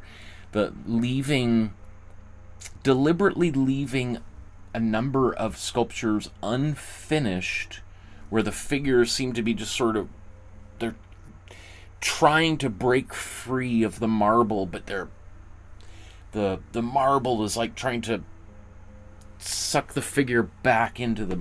They're really beautiful. I mean, for a long time, people thought they must have just been forgotten, or maybe he was working on them when he died.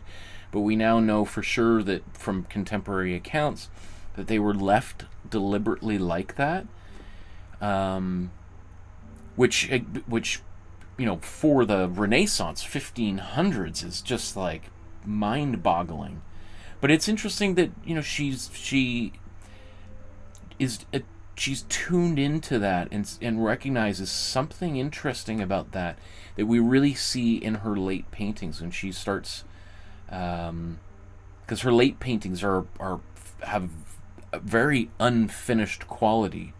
It's like her painting her own self-portrait in a very loose way, as I said, with maybe a dozen brushstrokes or less, and it feels like she's unfinished, or she's nearing the end, and to finish a painting like that would cause her to evaporate, to die. I just think these are beautiful. Like, look at this.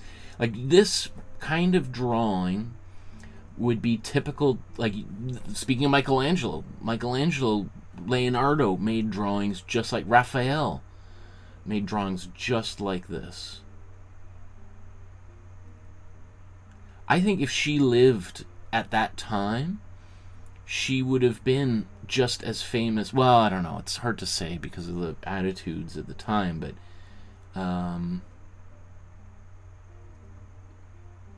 so here's today's artwork. We'll talk about that in a moment. Here's this drawing she did on a letter looking at Degas' ballet dancer here. This is a famous Degas sculpture. I almost thought about maybe doing this as a warm-up drawing today too, just because I think it's just so cool to see an artist sketching another artist's artwork. Again, just the simplicity of this quick. I mean, it might have been done on location. It could also have been done from her memory. Right, you could see this is the other side of this note. It looks, unfortunately, like it was from a longer note, and then somebody just cut this out instead of keeping the whole page together. That's not unusual, unprecedented. Here's another one. I was thinking about doing this today, but I think we won't have time. There's this one we did just moments ago. We did that one. This is a drawing she did. It's hard to say. This does kind of look like the drawing she did, or Einar Rauter, her biographer, as well as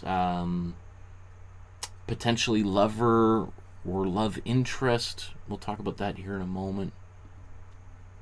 And then I really like this one. I was almost thinking about doing this today, maybe on a separate episode, because obviously this drawing certainly appears similar to this painting that she did. But what's interesting is she did this painting, I think, in 1892, I think, around there, 1896, versus this drawing is done in 1938. So I don't know the relationship between this sketch that's done 40 years later than the painting. So I wonder if she had the painting still in her home and did a sketch of it, or maybe she saw her own painting on display somewhere and decided to do a sketch of it. She could have done it from memory, but it does seem uncannily similar. So the ability, I mean, just look at, for instance, the little detail, like the shape here between her arm and her torso, right? That's such a specific detail that it makes it hard for me to believe. Same thing, just the way. So she must have been looking at the painting when she did this. And it's interesting because, you know, it's we can also tell that this is not an old sketch that was dug up and misdated, because just the way that she's drawing the face, shading the face, drawing the hands, is very much like the stuff that she was doing at this late point in her life. These very kind of these big arcs, arcing lines, arc shapes, very, very dramatic. So we see that especially down here in those hands. So I just find that super fascinating that she's coming back towards the end of her life, revisiting, because she passes away only somewhere 6-7 years after having done this drawing. So she's kind of coming back full circle, kind of looking back on her work, and super fascinating. Okay, so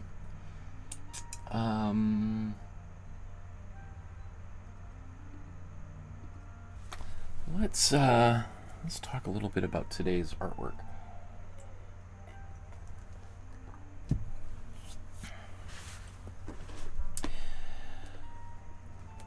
So I want to look at, or just talk specifically about this drawing that we're just about to do today, and let's just take a look at that.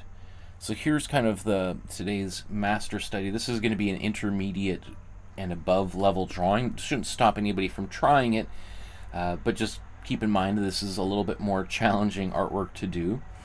This is a drawing that she did somewhere between 1880 to 1884. So this was created sometime between the ages of 17 to 21-ish. I put down charcoal on paper. It's hard to say exactly what type of drawing material she's using. It could be charcoal or graphite. Done to pencil either way. I mean, it could be charcoal or graphite wrapped in like a cloth and used. That was quite common before pencils, as we know them, were made, where we have a piece of wood and the graphite encased inside. Previously, artists would do something kind of like what I've got. Oops. Here. So this is a chunk of graphite that I've wrapped in duct tape. And the reason I did that is both to keep my fingers from getting too dirty, because if you're just holding a stick of graphite, your fingers are going to get super dirty. But also, this I used to attach a piece of string, which was attached to a clipboard, because I used this tool to make drawings while I was flying around in an F-18 fighter jet plane, going faster than the speed of sound, illustrating clouds and another F-18. I did this as part of the Canadian Forces Artist Program a decade ago. And so that's kind of a little reminder of a past experience. But that gives you an idea of what raw charcoal or graphite can look like, right? Before they shave it down into smaller pieces and then encase in wood into a pencil as we know it, right? So I'm imagining she might have been using more likely a tool maybe like that to do this drawing. It's hard to say. You know, pencils were starting to become available at this particular time in history, but whether artists had access to them, or even if they had access to them, if they used them, because some artists prefer, like, I like using a tool like this because it's nice and big, and it feels very comfortable in the hand. And when I was in the fighter plane, I had to wear these big gloves because it gets pretty cold in the plane when you're flying up above the clouds, right? It's not like it's not insulated, right? It's basically a little thin piece of aluminum separating you and the sky. And just imagine putting your hand out the window when you're driving down the highway. Imagine doing that when you're going like 1,000 or 2 miles an hour or kilometers an hour. Anyway, enough about me. Let's get back to this artwork. Okay, so maybe let's examine the artwork itself.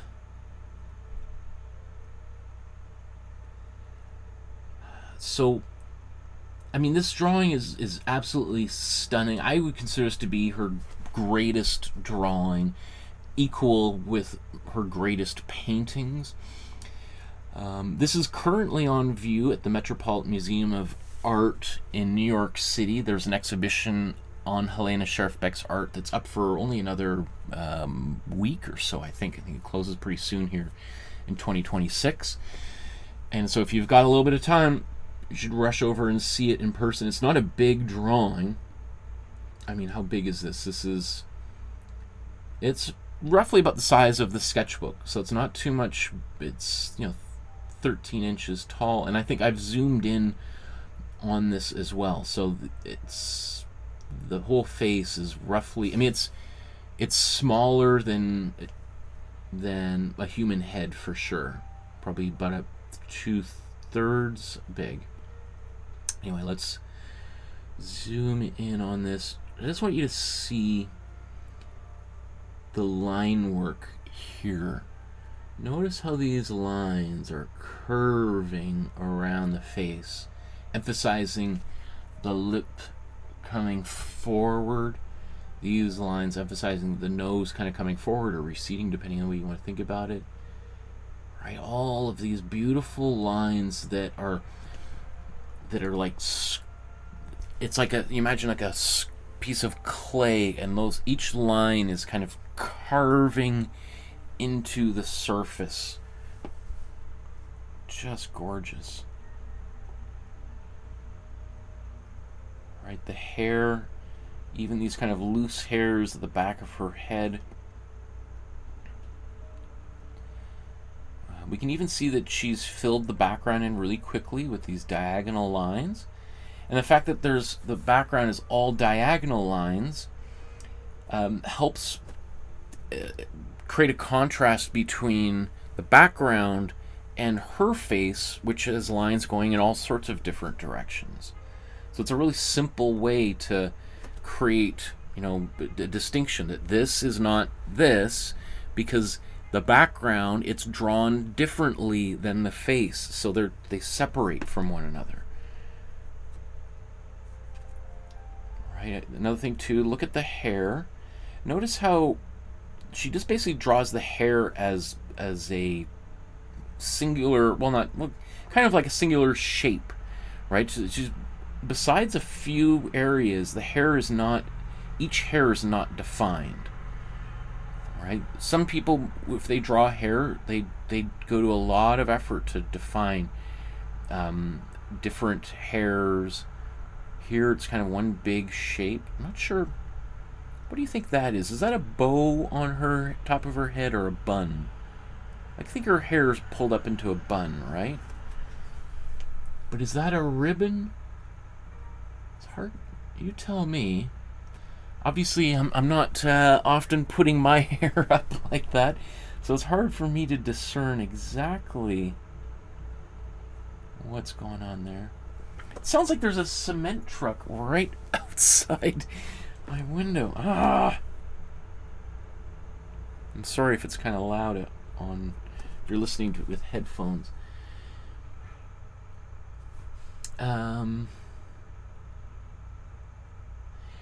Okay, so another thing too, if we look at the way that she's drawn the clothing, this looks now like she's shading with the side of her pencil, because we get kind of this texture it looks kind of like a rubbing.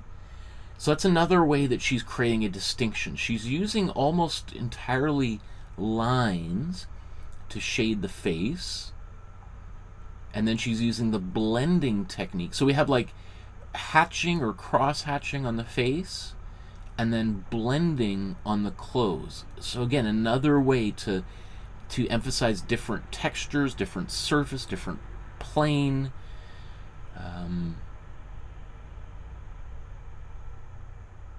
Unbelievable. So this would have, we're not exactly sure when she did this painting, or this drawing. It's somewhere between 1880 84. By this time she had finished her studies at art school in Helsinki, and had gone back and forth to Paris and been studying in Paris for a little while as well. This drawing kind of looks like it's done by candlelight, I would imagine, as opposed to daylight, just because of the way it's lit, right? Look at how the light appears to be kind of coming from below. It makes me think that she's doing this drawing in the evening, sitting next to a candle or a lamp, and so we've got, it's like people telling ghost stories with a flashlight under their chin.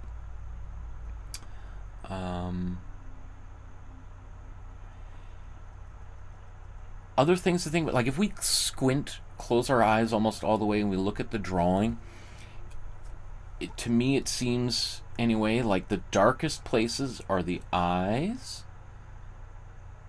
What would be second? I would say maybe her nostril and the top of this ridge of her hair there, a little bit in the hair. Maybe this area right next to, I don't know, some sort of brooch or something right on her collar there. And then, so that'd be like, so eyes takes first place, nose, hair, not nose, hair, but nostril, and some of her hair, and this brooch would be tied for second. And then from third place might be her dress, maybe her lips right below her ear, and the rest of her hair. And then fourth place would be some of the shading on her cheek background. So she's being very smart about what should be darker and what should be lighter. By making the eyes the darkest part of the drawing, they stand out the most, they attract our attention immediately. So I'm going to strongly suggest that in your own drawing, when you finish it, you should be able to, the eyes should be not by far the darkest, but the darkest. And because when we look at a photograph or a painting or a sculpture of a human being, our eyes instantly go to the eyes. Our eyes look at the eyes first. It's human instinct to, it's like if you're camping, right, and you hear a twig break, you're looking around, you're trying to see eyes. You want to see if someone is hunting you, right? So, and then we always, when we look at eyes, we look at where those eyes are looking. Are they looking right at us, or are they looking around us, right? If you hear that twig break in the forest, you're looking for those eyes, and then you're trying to be as still as possible because you want to see, are they looking at me? Because if they're looking at me, then they know they're going to eat me or attack me. But if maybe they're looking beyond me, maybe they don't see me, right? So it's ingrained in us to look for eyes as a safety mechanism here.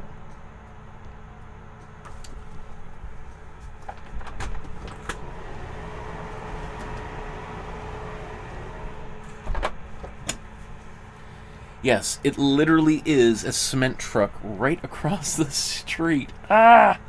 Okay, my apologies if it sounds a little bit loud.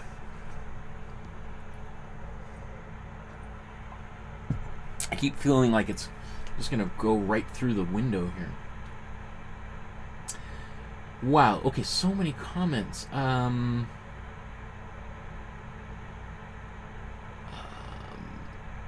Okay, I'm just trying to skim through this to see.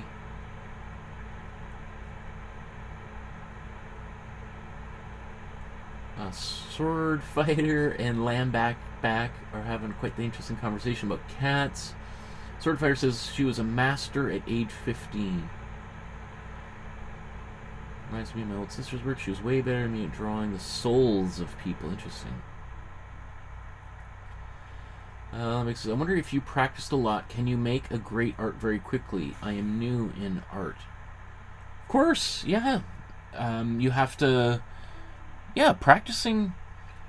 You could start making great art at any age. It just requires some practice. It's just like any other kind of thing. If you want to learn how to play tennis or figure skate or dance or a new language, if you want to learn a new language, you can't just, you know, go to a restaurant for an hour and then hope to, you know, just pick up a few words here and there and then be able to go to that country and speak fluently. You kind of have to immerse yourself in it. You got to practice it every day to kind of build up more and more vocabulary. Mainly draw for fun. It just feels good.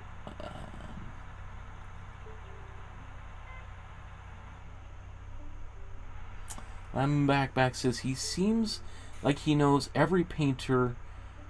How much painter does he know?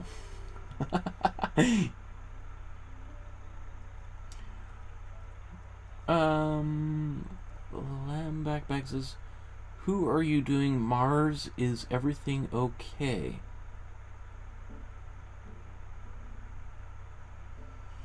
Oh, sorry, I missed that. What is that? Fayed says, hi, humans. That's funny. Okay. So, what else did I want to say? Oh, you know what I wanted just to talk about? Kind of related, maybe not really related to this drawing. I just don't know where to fit it in here, so I'm just going to kind of do a hard, sharp turn here. Is this film. So, last night I stayed up till just over 4 a.m. so that I could watch this movie, Helene, which is a biography of Helene Schjerfbeck. That it's in Finnish. I had tried to find it before, but it wasn't. It's not available to watch legally anywhere here in Canada. If you're in the United States, you can watch it on Amazon Prime, but the Amazon Prime here in Canada doesn't, you know, it's currently not available in your country to watch. I know I could use a VPN or something like that, but it's a great movie, really good movie. Great, it's a great period piece about her life.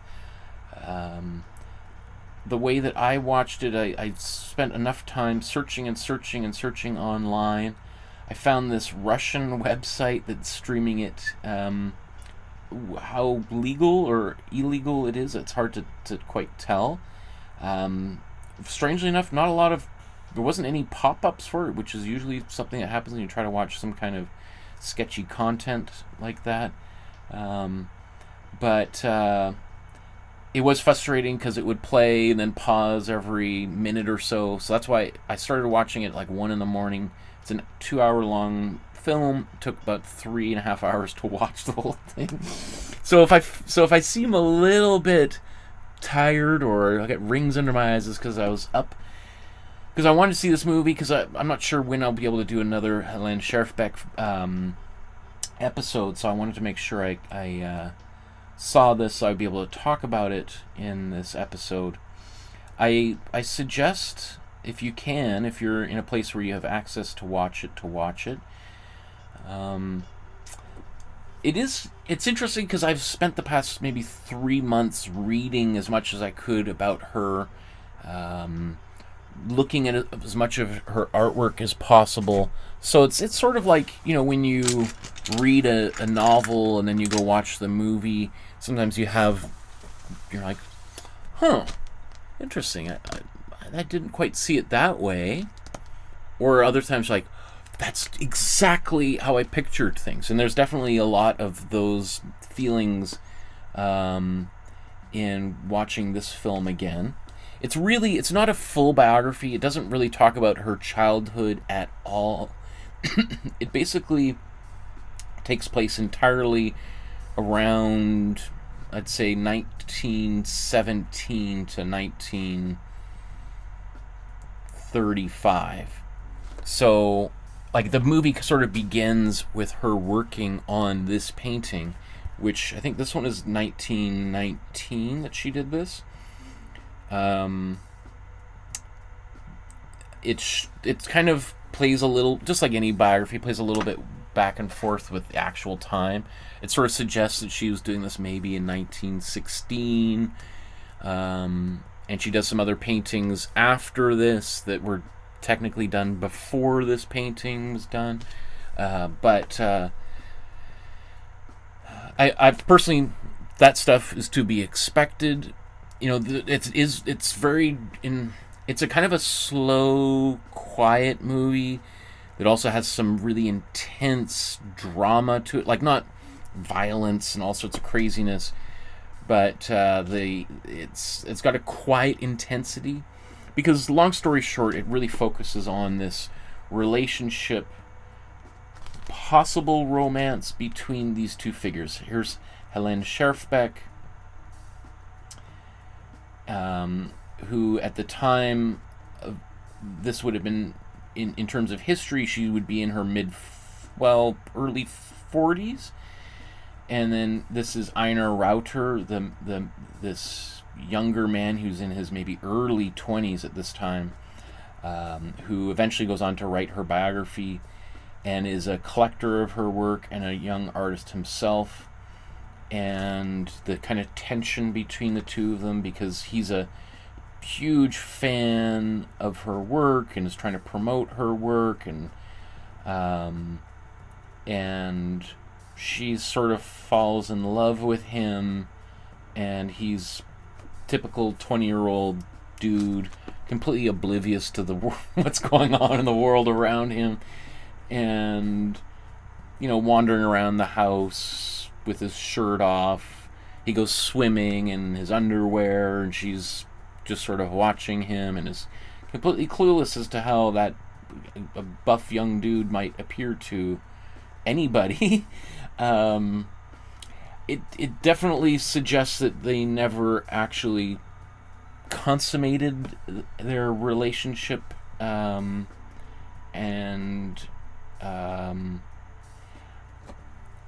which is kind of, I don't know. I mean, I'm assuming that the filmmakers did far more research than I did. It's actually also based on a book. I guess I just think, when I watched it, I'm like, is it possible that she could fall this madly in love for this guy and for them never to have even kissed at any moment? Possible. But the level of how close they were at one point strongly suggests that they might have been closer than the movie makes it out to be. And also, another thing in this movie is the role of her mother. So the whole movie takes place in this small town north of Helsinki, where she moved with her mother when her mother was getting ill, and she was also, Helene Schjerfbeck was also kind of a little bit, she was suffering from what they say in the movie, some heart issues, and so she sort of divorced herself from the art scene in Helsinki and kind of disappears, only really for Einar Rauter to kind of show up unexpectedly, wanting to buy a bunch of her work, and then kind of helps bring her back into the spotlight while also completely breaking her heart. And it's not really spoilers because we've talked about this before, her whole biography and their relationship together. But anyway, it talks about her living with her mother in this small little village, and I didn't realize. It makes it sound like her and her mother had a really difficult relationship, and she says something like, she calls her mother, I can't decide like if you're my main tormentor or the main obstacle for my lack of career success or something. And her mother's always kind of glaring at her, disappointed that she's not married and she doesn't have grandchildren. And I guess a few things that I thought I liked about this is it does show her she's helping take care of her mother. That's the reason why she moved, or the main reason she moved to this little town out of Helsinki, left her job teaching at art school. But it shows her doing a lot of this like domestic chores around the house, mopping a floor and washing dishes, and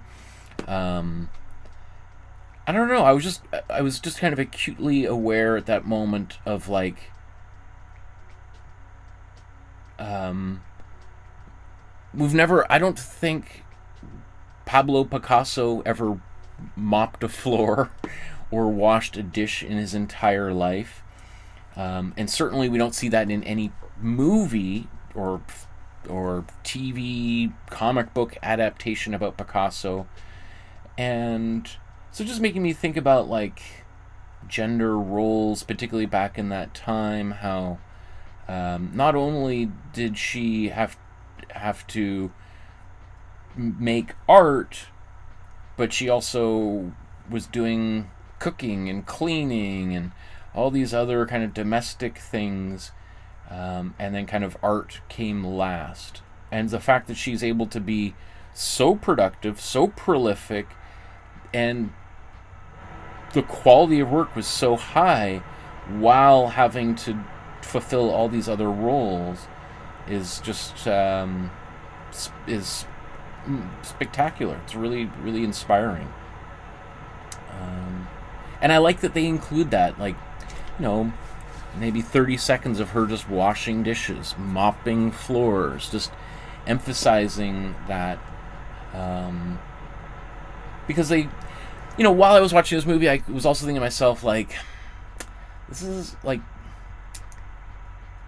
I understand why they're focusing on this romantic relationship thing, that makes a lot of sense. It's also can be made relatively inexpensively because it's all shot maybe mostly in one house or a couple of rooms of a house, versus her youthful period when she's in Paris, which, there's a quote from Helene Schjerfbeck that talks about how her time in Paris is the happiest time of her life, and she says something like, and I remember every single second of it. That, like, that whole time where she was off on her own, living on her own in Paris, hanging out. She had this group of 4 friends, all women, and they would, play violin and go for coffee. I mean, she talks about in this, they'd go to a cafe in Helsinki together, and she talks about how her whole life used to be in cafes. So there's a little hint at that. I guess the reason, obviously, why that would be a much more expensive movie to try to recreate Paris in 1880 would have been, maybe prohibitively expensive. But I think a lot more of a fun movie, right?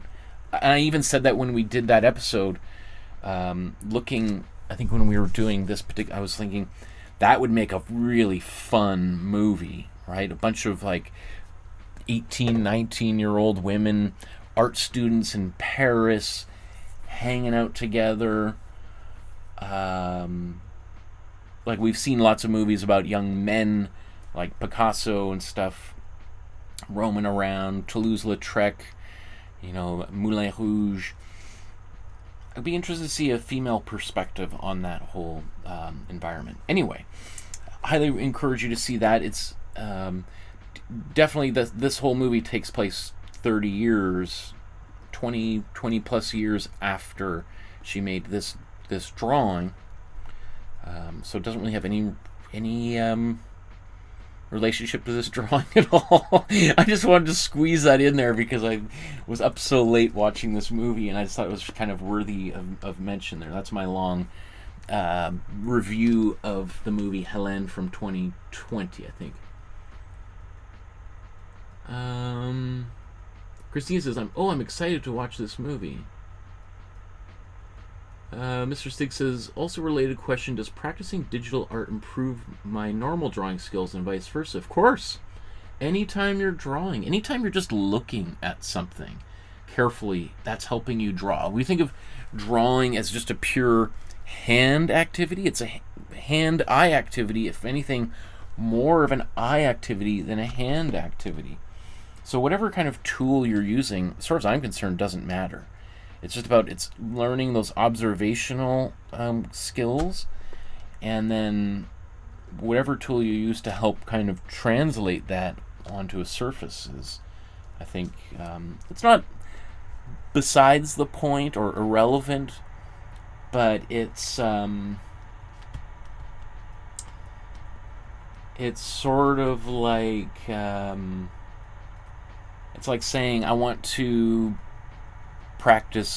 get better at baking. Does it matter if I bake pies or banana bread or muffins? Like, which one will help me become a better baker? It's like, well, it's all baking. So whatever you want to actually cook, it's all the kind of the same thing, right? Obviously, if you want to get better at baking banana bread, probably better to practice making banana bread than practice making muffins or pies. But I think even if you want to get better at banana bread and you don't have any bananas, making some bran muffins is still technically practicing baking, right? I don't know if that analogy makes any sense at all.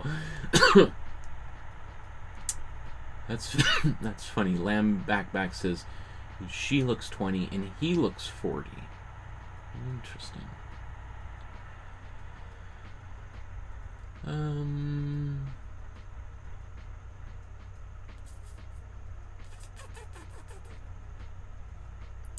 Lamb Backback said, I was gonna watch it when you said romance, but I drop it when you said they don't get together. It just like calling rivals romance same as enemies romance, they aren't. Well, I could imagine there is a spark, sizzling moments that I'm sure where they get very close. It's the movie's sort of all about like unrequited love. Right, love that comes and goes, and the difficulty in getting over those feelings. Says, I am a boy. I got OCD and germophobic, so I can't resist to clean my place. I don't like it when I go watch a love anime and its ending is sad. Just why? Well, because things don't always work out. Right? It's and that's in fact probably the majority of romances don't necessarily have a happy ending. Even, it's so like that's a fantasy, I think, of some movies. People they kiss and then they wander happily ever after into the sunset. But if you were to do like a part 2 to Snow White or Sleeping Beauty, that would be really interesting to see how they spend the rest of their lives together. I think that would be really funny.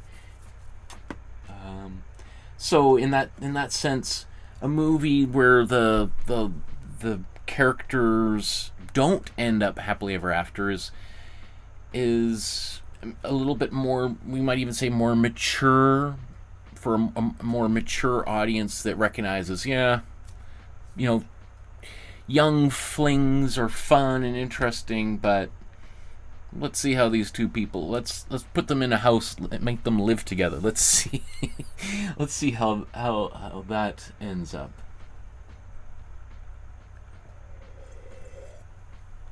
Okay, so let's move on to the drawing itself.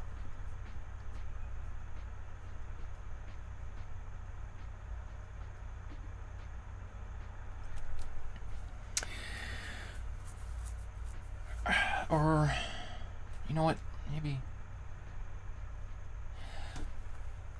So let's move on to the drawing itself. I just want to quickly remind people, if you want to find the image to work from at home, you can scan this QR code or enter in this web address. It's going to take you to the Dropbox folder. And so if you scan that QR code, it's going to probably start you right up top here. There's our supply guide. And if we scroll down here, Gabriella Munter, we looked at a bunch of her stuff late last year. I highly recommend her. So we're in this intermediate folder. So you'll see the painting that we did, this painting, and then just the image for today's drawing right here, which you can download or print at home. So let's begin the drawing. So there's the drawing. There's actually a little bit of the text if you want that. This is in the Finnish National Gallery collection in Helsinki. Maybe I'll just show you where that is. There is a link to it in the description below. All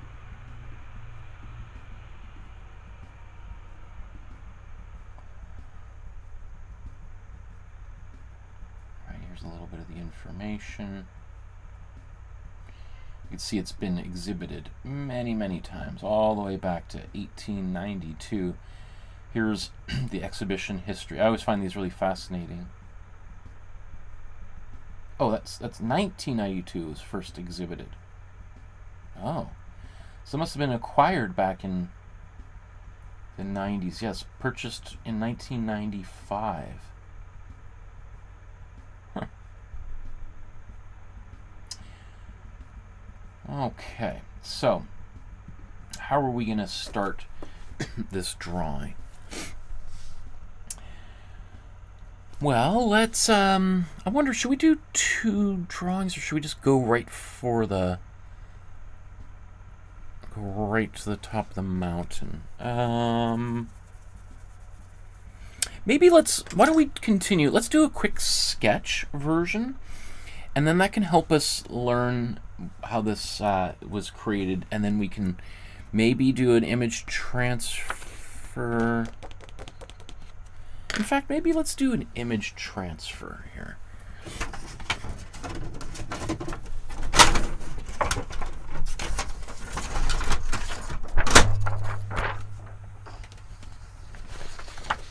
Just getting a piece of paper out of my printer.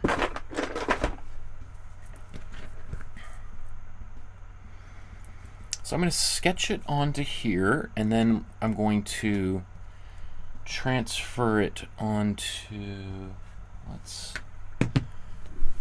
gonna, there we go. Let's make sure everything's in focus. Maybe let's make that bigger.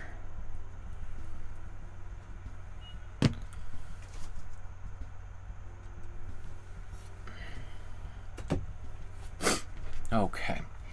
So to start here, maybe, why don't I'm going to just divide this in half. All right, and if I look at that, it almost, is that something on my computer screen? Whatever, that kind of looks like center of the picture. Maybe the center is a little bit off to the side. I'll just leave the cursor there just so you can see. So the next thing I'm going to do is define where's the top of this. All right, that looks like maybe the top of her head. That maybe looks like the back of her head. That maybe looks like where the front of her face would be. I feel like maybe that's somewhere where her chin.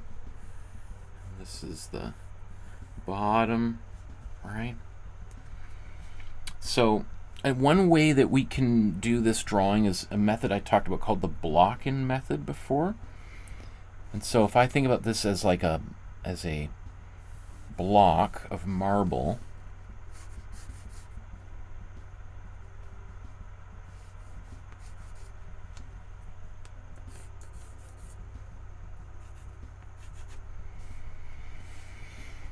right? I might start like this. And then let's say I chisel a few pieces out here and there.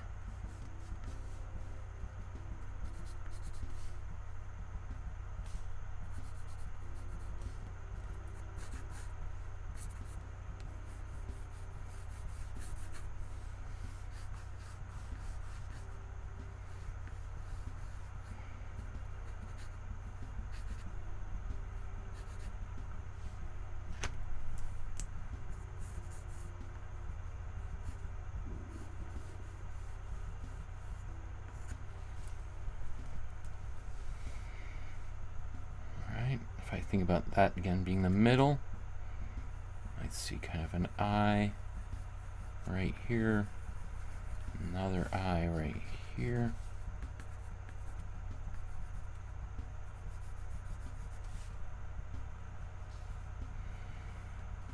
Here.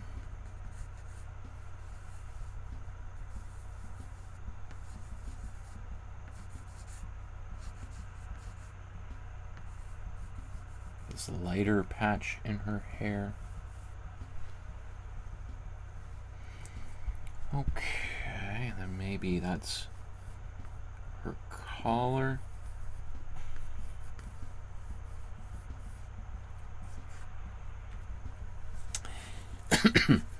So that's pretty good for a first step. Now let's kind of try to bring some more structure in here, because I've just now kind of plotted out the basic composition. So let's say this is her head. I mean, looks like if that's her hair, probably the top of her skull would be somewhere in here.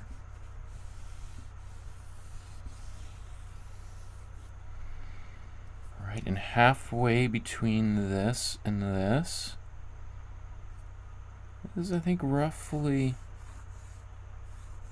there. That'd be kind of like her eye line, I think. I mean, we can even just check that there. Yeah, that's about right. That's about halfway.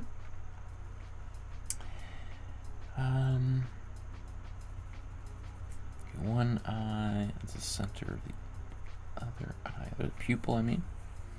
So let's just draw these pupils.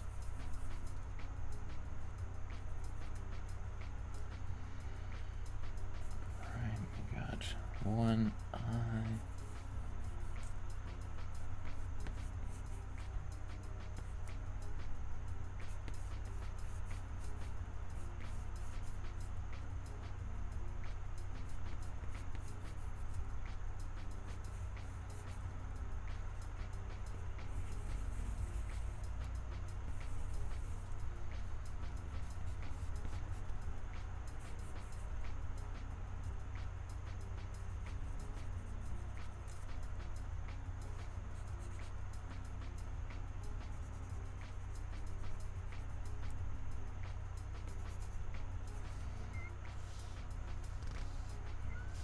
So I'm looking for this. Where does this tip of corner of the mouth?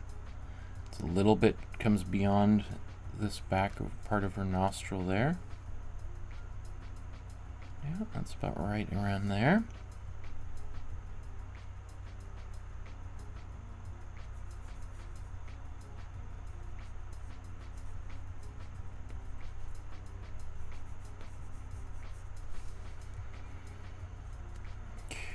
And then so her chin being here.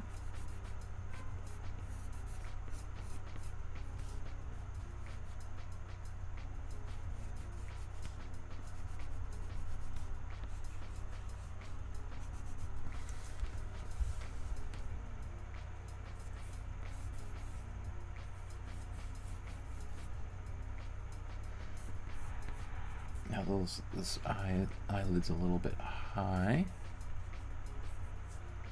Same thing with this one down here.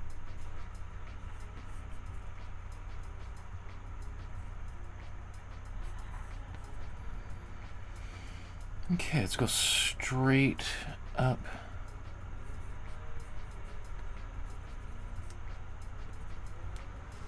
You see there's this hair here.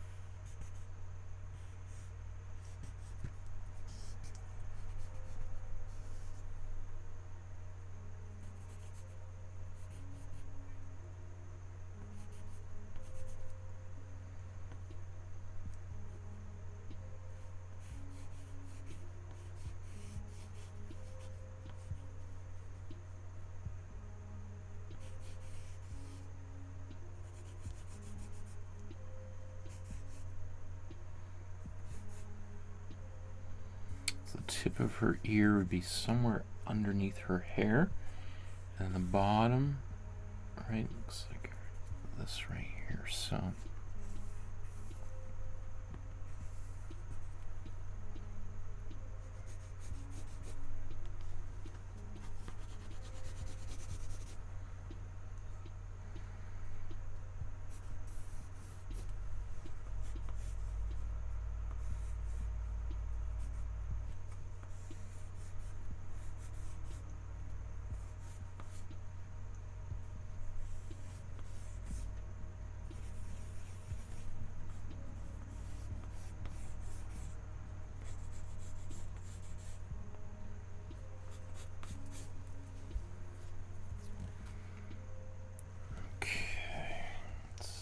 cheekbone somewhere here.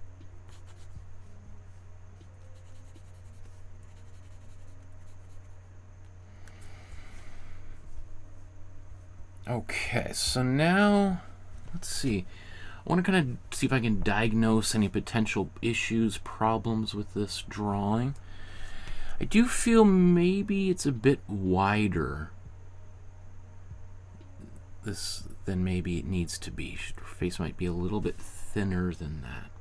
So where would I move things in? Easiest would be just to move the back side of her head closer in. So let's just look at the placement. Oh, that ear is...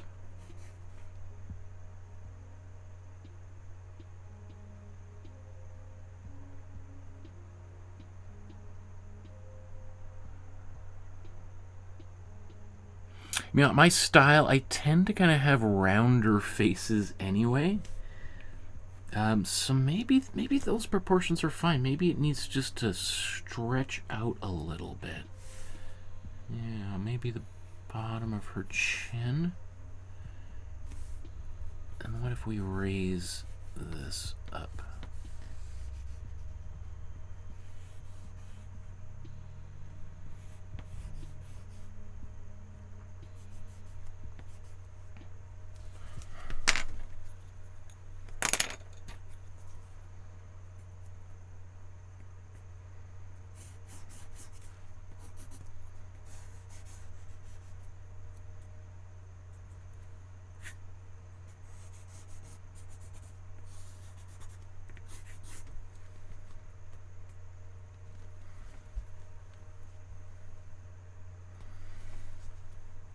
Okay.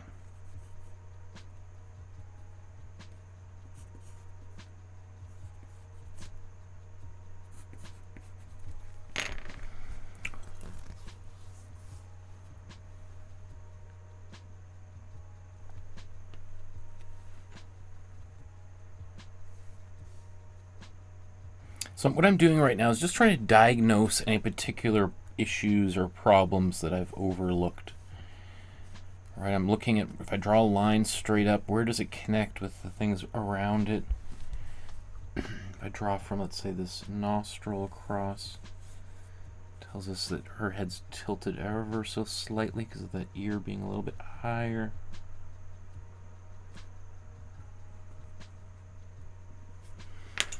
Okay. So, what I typically do now, in fact, so that's the composition stage.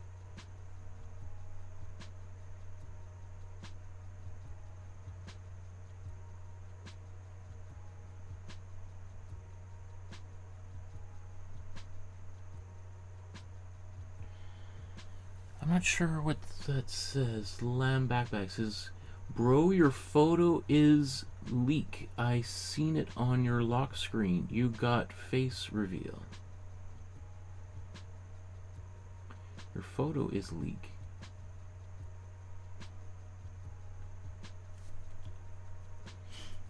Yeah, it's a picture of my daughter and I. Where was I going? Okay, let's go to basic shape, structure scan. Let's go right to number 1. Okay, so I've got a sketch that I'm happy with as a start, as a foundation. And now what I want to do is I'm going to transfer it into my sketchbook.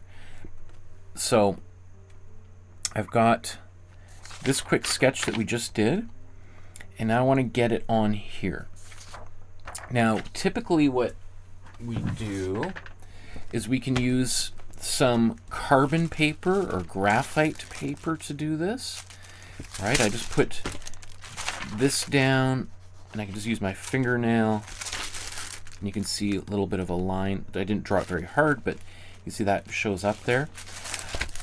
If you have carbon paper, graphite paper at home, then this can work really well. However, maybe you don't have that. So what I'm going to do instead, for people that don't have carbon or graphite paper, is I'm just going to take a pencil and I'm just going to shade the back side of this pen.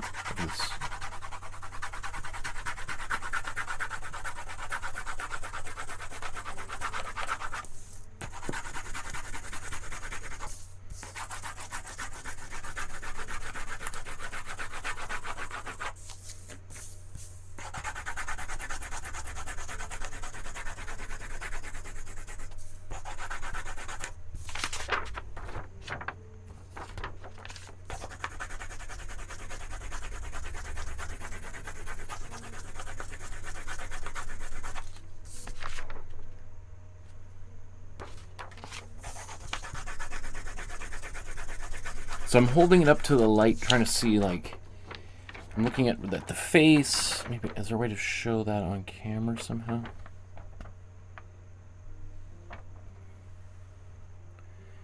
So what I'm doing is trying to see if it's dark enough around the areas that are really important. So I'm missing some stuff up here.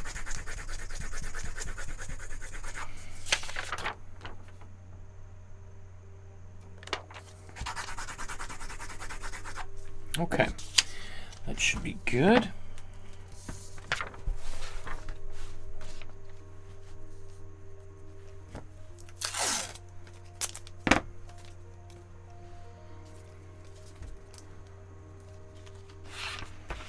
Now, where do I want to put this?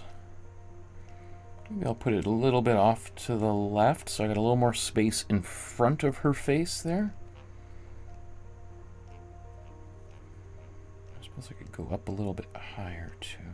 That's a nice thing about doing a drawing on a separate sheet of paper, because I can kind of move it around and place it wherever I want. If my initial sketch I felt like, it's kind of not exactly where I wanted. I wish it was had a little more room here and there. Well, I do it on this other piece of paper, and now I can put it wherever I want it to be. Right? So what I'm going to do is I'm going to trace over top of these lines, and we'll see how things go. So how about let's put the original back here, because I'm still going to kind of draw back over top of it. I want to know because I'm not going to trace over every line, just the lines that are most important here. So for instance, maybe let's say this line or this circle here. All right, notice I do that and it appears there because the carbon is rubbing off onto this side here.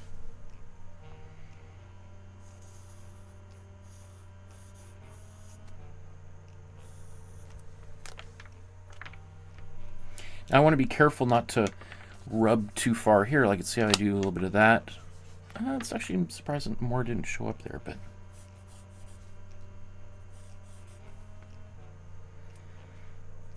okay, we got her chin here.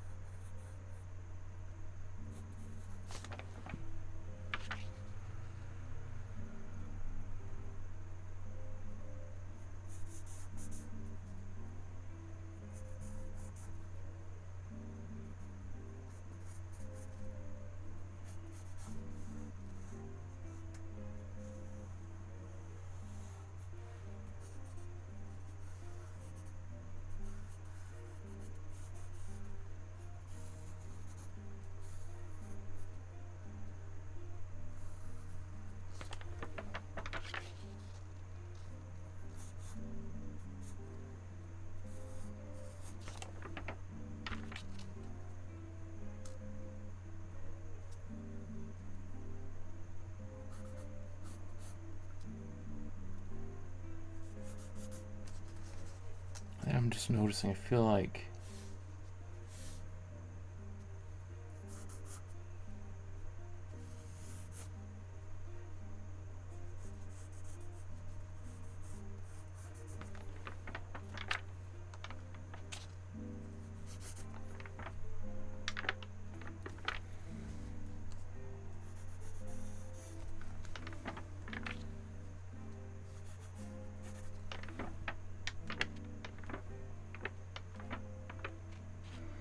okay, have I got all the most important lines that I think I need? Oh, maybe there's this thing here.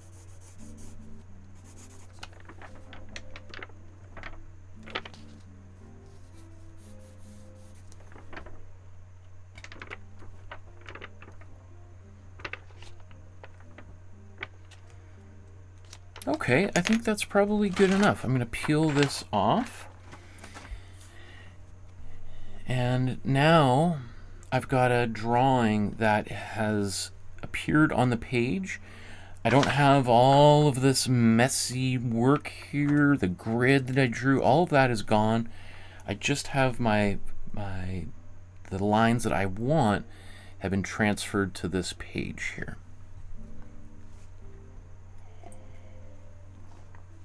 So this makes my drawing immediately seem much cleaner, more precise. Did she do this?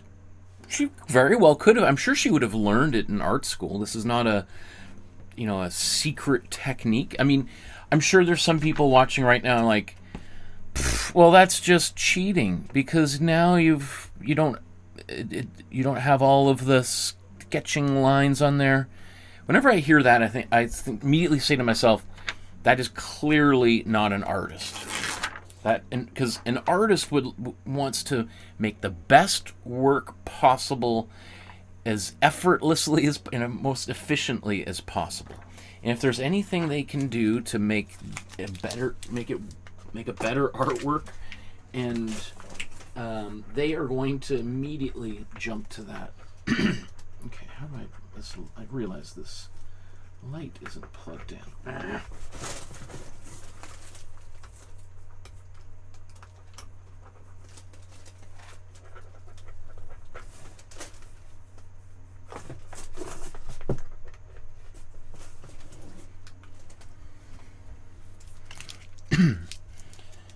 So maybe that should have been on this whole time.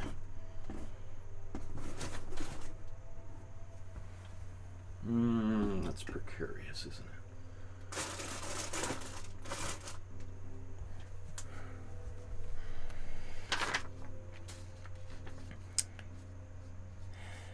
it? The example I always give is if you were to go to a dentist and they say, oh, you know, I got this feeling that some of those teeth need to be pulled. Give me a second, I'm going to go get some pliers. I'll be right back. And then they come back, the pliers like, just open up. I'm going to pull out some of your molars. You'd be like, hold on a second.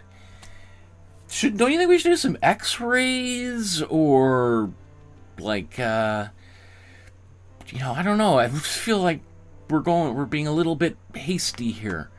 And the dentist being like, you know what? I don't believe in x-rays. I just sort of like to use my intuition, and I just kind of go with the flow. And, you know, I'm usually right. So just lay back. I'd just be like, you know what? I'm going to go with, I don't mind a little bit of, I know you might say it's cheating to use some x-rays, but I kind of want to make sure that you pull the right tooth, or that you really need to pull it. Right? So that's kind of what this is. This is sort of like my x-ray. I have a much better chance of getting it right if I do kind of a little sketch and transfer it here. If somebody wants to call you a cheater for doing that, fine. But just know that all of the great artists throughout history have done exactly what we're doing right now. Okay. Lamb Backpack says, you said yourself you shouldn't chase perfection in painting. Sure, yeah, absolutely. But it doesn't mean that we well, no, it's not about, I think, chasing perfection, having perfection as maybe something to strive towards. It's not a bad thing, but obsessing over it and feeling like you failed if you didn't achieve perfection, that's the problem.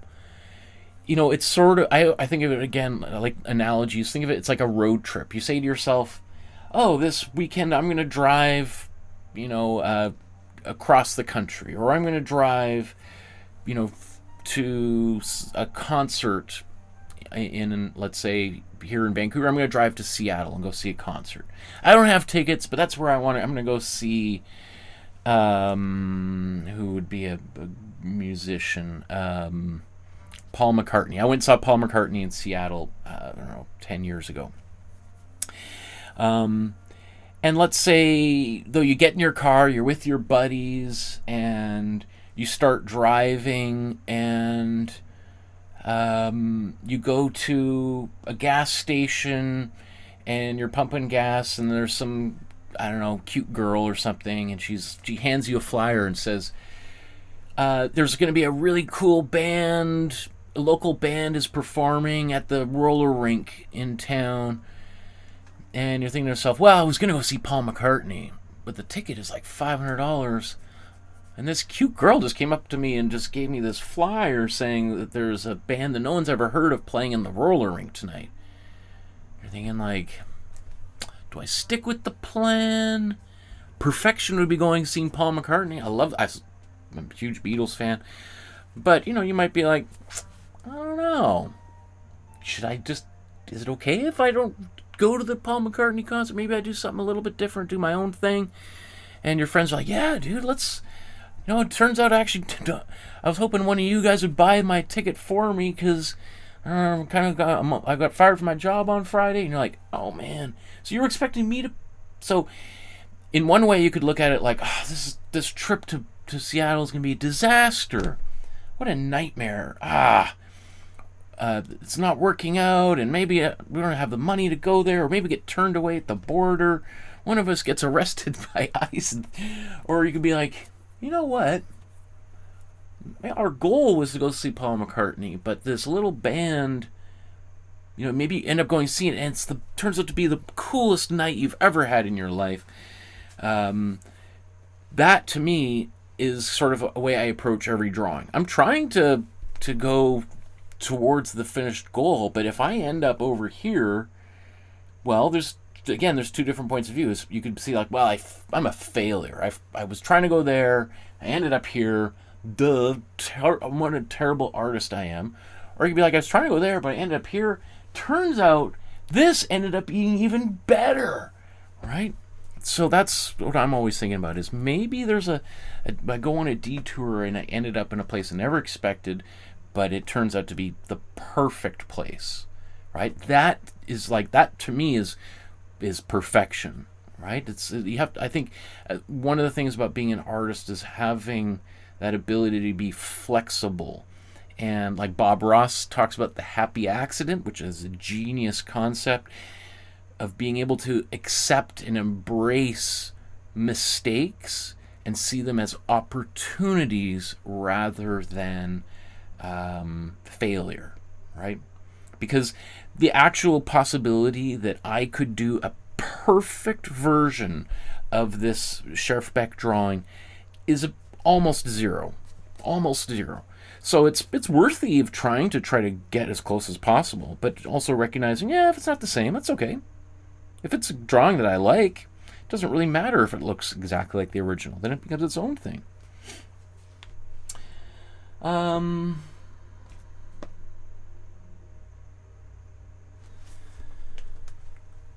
Lambeck says, I read Manhua's, and it had some great arts on it. I thought every artist paint that way, but I learned that there are different types of art. Yes, lots. Every artist is essentially different. Every artist is very opinionated, has a very different idea about doing things.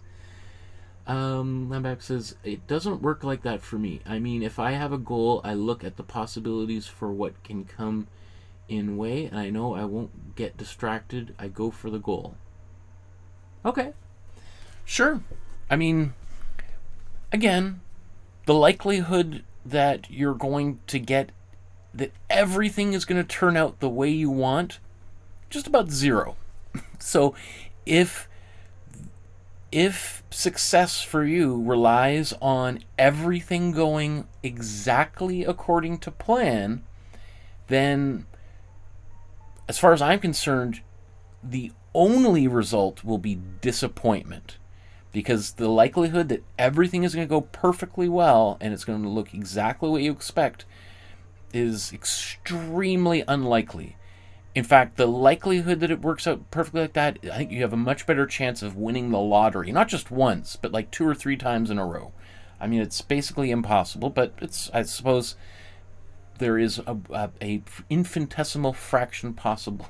So again, it's like, well, if it doesn't turn out the way I want, am I going to be able to can I find any success out of that failure, in quotes?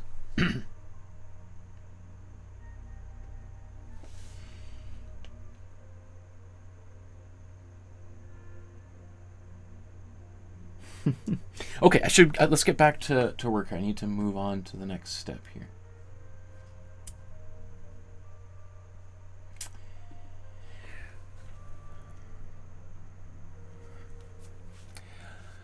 So, we just did the image transfer of the sketch onto the finished paper in my sketchbook, And I'm pretty happy with what I've got here now. I'm going to compare it to the original, and then now it's really a matter, now I've got the basic structure in place. It's a matter of just doing some shading. I mean, easier said than done, but I would say the hardest work is now complete. Now it's just, I can spend as much time or as little time as I want darkening and shading things in. But this for me is a lot more fun because I've done all of the more, I would say, maybe left brain work. You know, if you're right-handed, your left brain is the more analytical versus the right hemisphere is the more creative side. So I've done all the more analytical, more mathematical kind of approach. And now this is where I can be maybe a little bit more expressive. So let's look at that. There's the sketch as I've got it.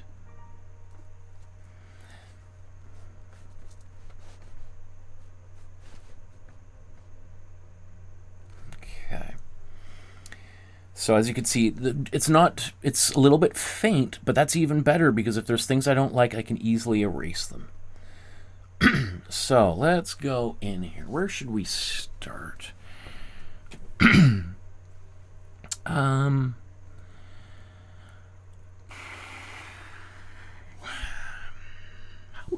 How about, I mean, the great thing with this is I don't have to now worry about where I go because I have to get the eyes in the right place. Everything's already, as far as I'm concerned, pretty much in the right place. So I'm going to start over here, maybe on an ear. And maybe I want to build up a little bit of confidence before I tackle some of this maybe arguably more difficult stuff in the face, eyes and stuff. So I can start here. I can add a little bit of shading. And again, we talked about how this drawing... Oh, I didn't even notice this collar here. So there's this white collar. Okay, interesting. We talked about how in this drawing, she's using kind of the tip of her pencil for a lot of it. Right? As opposed to using the side of her pencil. She does that down here. So a lot of this is being done with the tip of the pencil, so we actually see lines appearing on the page. Except, I guess maybe there's a little bit in the hair. Maybe we'll come to that very shortly here.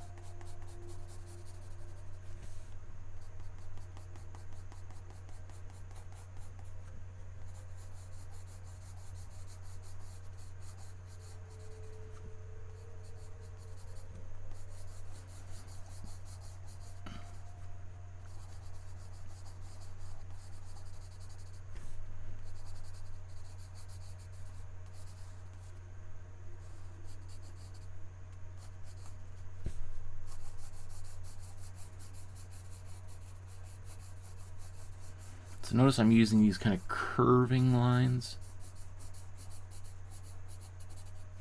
to help suggest this surface, the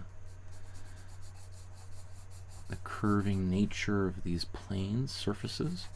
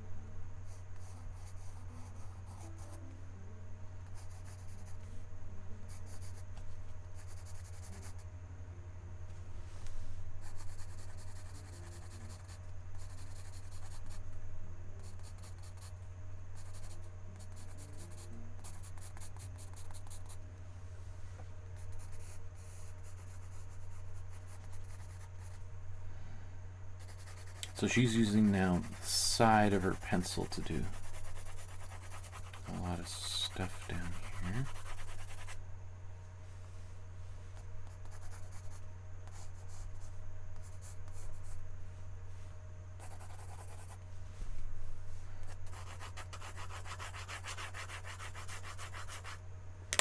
In fact, I'm just going to use...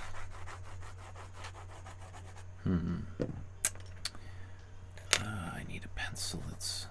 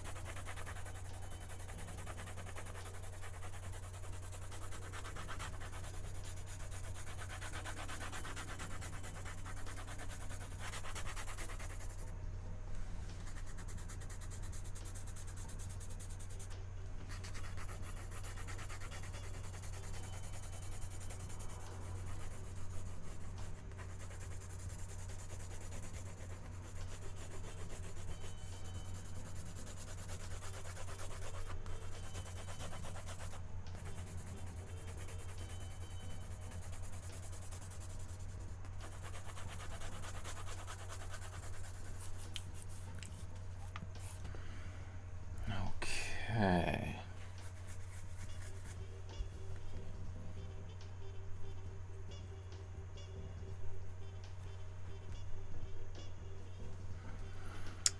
So, what's...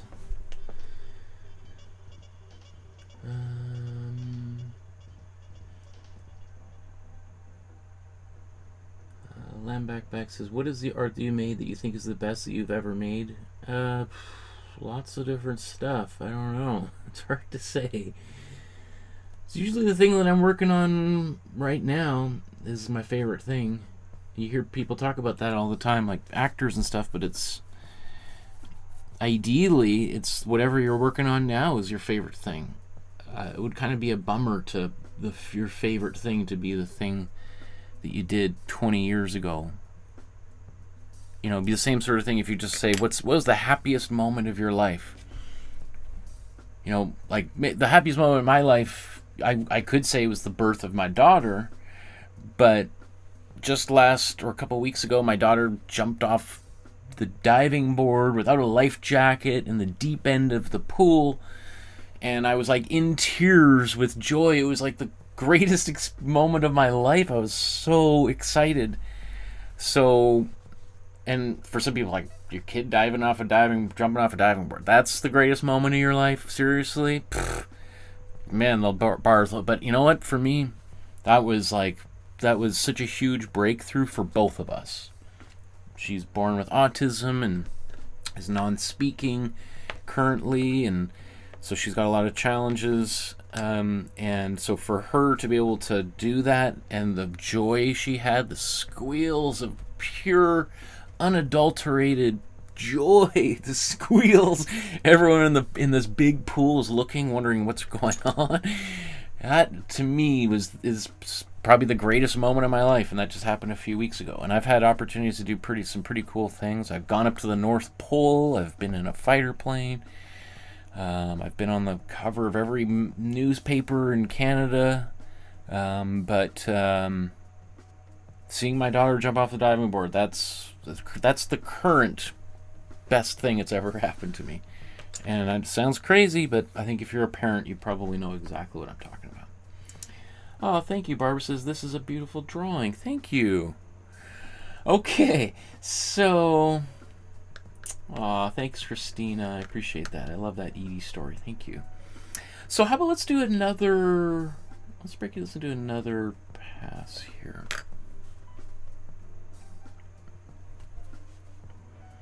Yeah, my daughter's like, why are you crying? when you just jumped out of the pool, and it's yeah. Hard to explain to a kid how exciting that is, but okay, so now I've got my drawing kind of really begun in earnest here. I've got kind of started to block in some of the darker and lighter areas, Now I just want to go in. I'm probably going to zoom into some things, and because we need to get darker. That's the main thing, is we need more contrast. A drawing like this succeeds or fails depending on the contrast. This is a woman who's looking, she's drawing her self-portrait by candlelight, I'm assuming, just because of the way that the direction of this light. So if you're in a dark room and the only light is a lamp or a candle, it's going to mean a lot of bright highlights and some strong shadows. So let's, where should we go? I'm probably going to leave the eyes for a little bit because that's where I want ultimately to get to. And I can always maybe get darker and darker, although I could, maybe I could do the, maybe let's do the opposite of what I just said. Let's do the eyes right now. Where's my 2B pencil? Because maybe it might be helpful to kind of get pretty dark right now, and then I can always go darker. I'll reserve a little bit of, I won't go as dark as humanly possible, but I'll go pretty dark so that I kind of, I'm staking the grounds here of what's possible.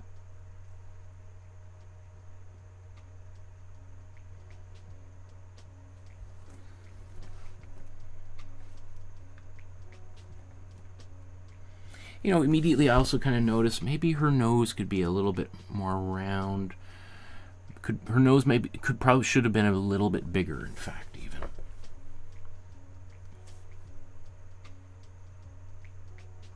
Now notice how there's not really any lines. She's doing this like just through shading.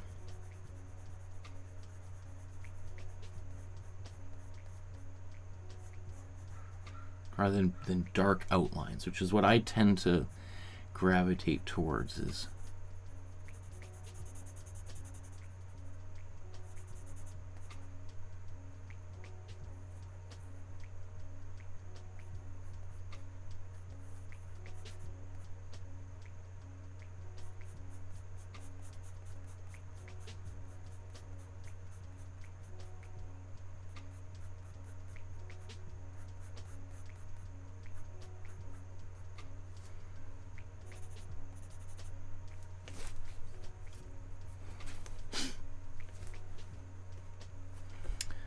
I got about 15 minutes to finish this whole drawing up, so.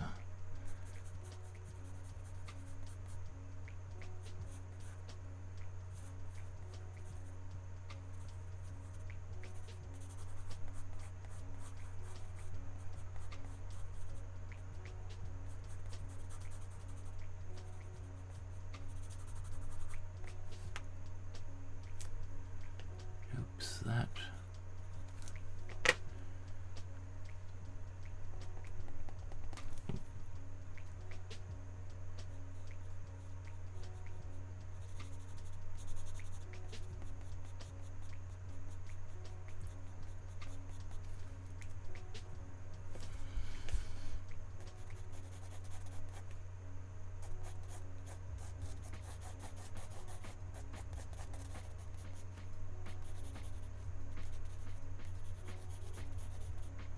See, she left most of the forehead blank here.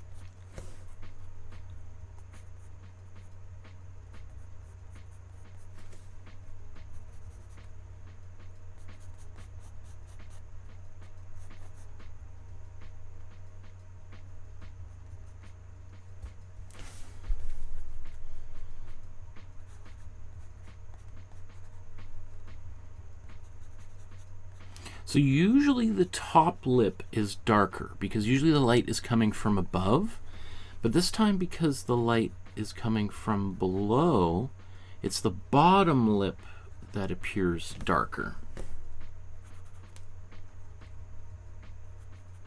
And the top lip is being kind of illuminated.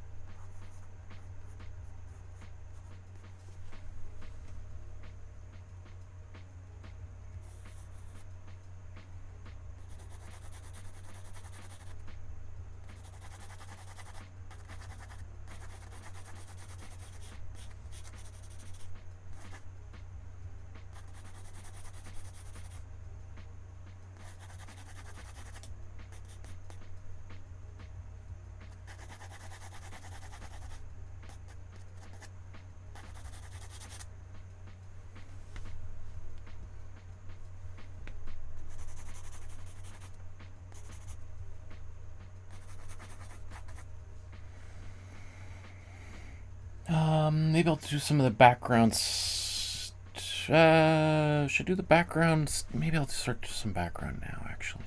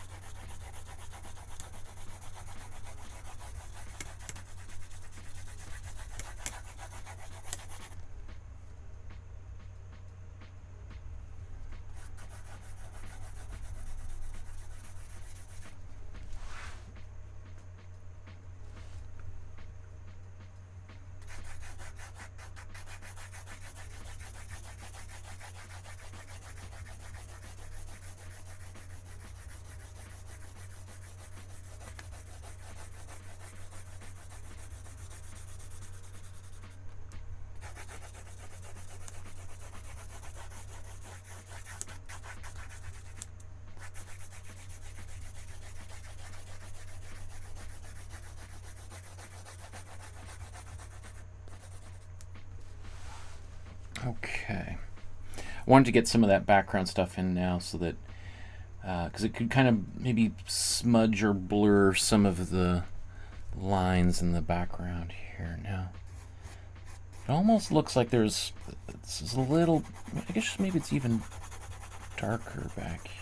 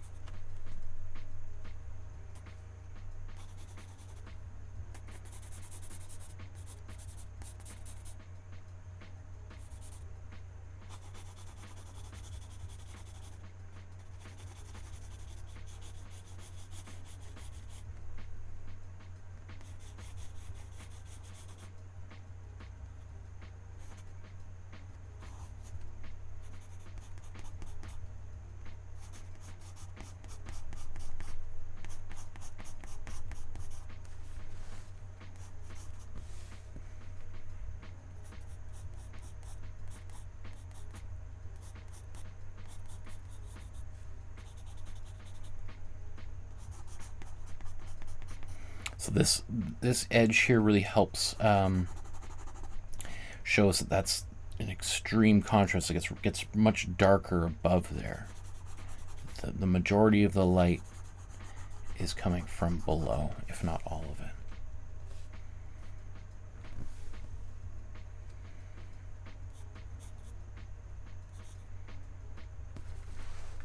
Okay, how about let's take a look at the original and just mine here.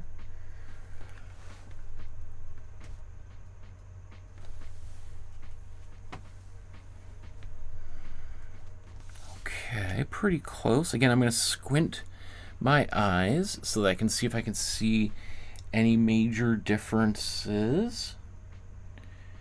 All right, so squinting my eyes. I'll bring this back down here. I mean, potentially...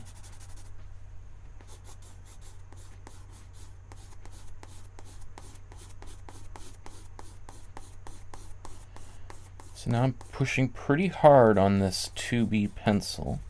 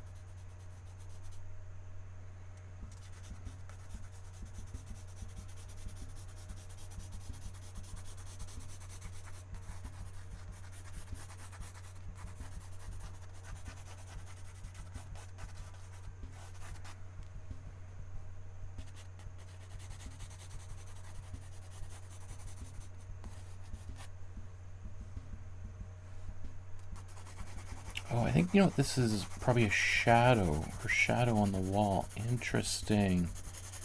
Didn't even occur to me.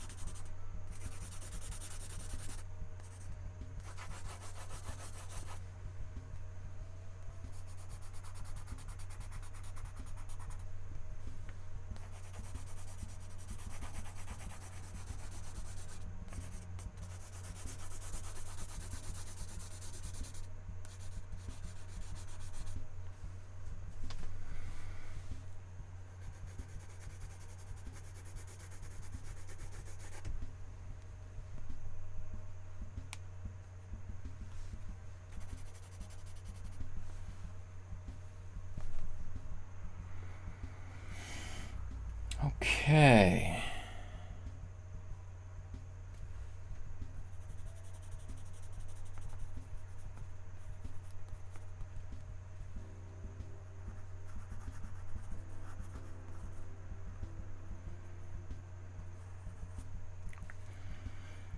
Now I'm going to go just even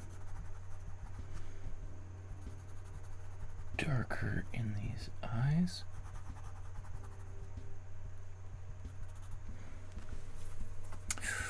Almost a little bit, well, it's not too dark, but I guess it does make me feel like I gotta go darken a few more things, because that's pretty dark.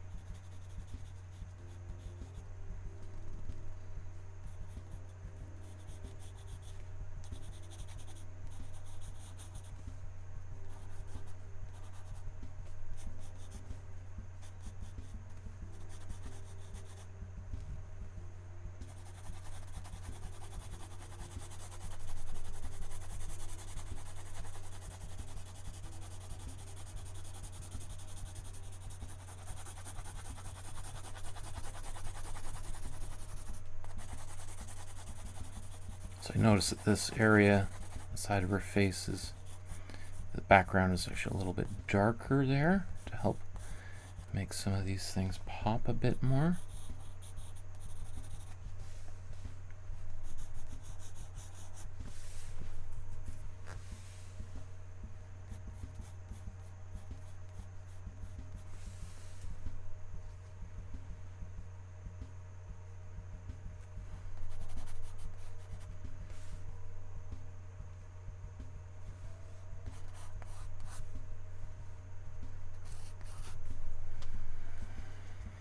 Okay, I think I'm out of time here. Krishna says hi. Barbara says the eyes are so unusual, so much iris.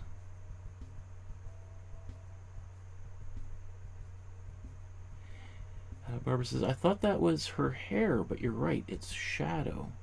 Yeah, I was like, man, her back of her hair looks really messy at first, and then I'm like, yes, it's... Then I'm like, I don't see any individual hairs like that, so... But, I mean, it could be, it could be. Okay, I think, not bad. So...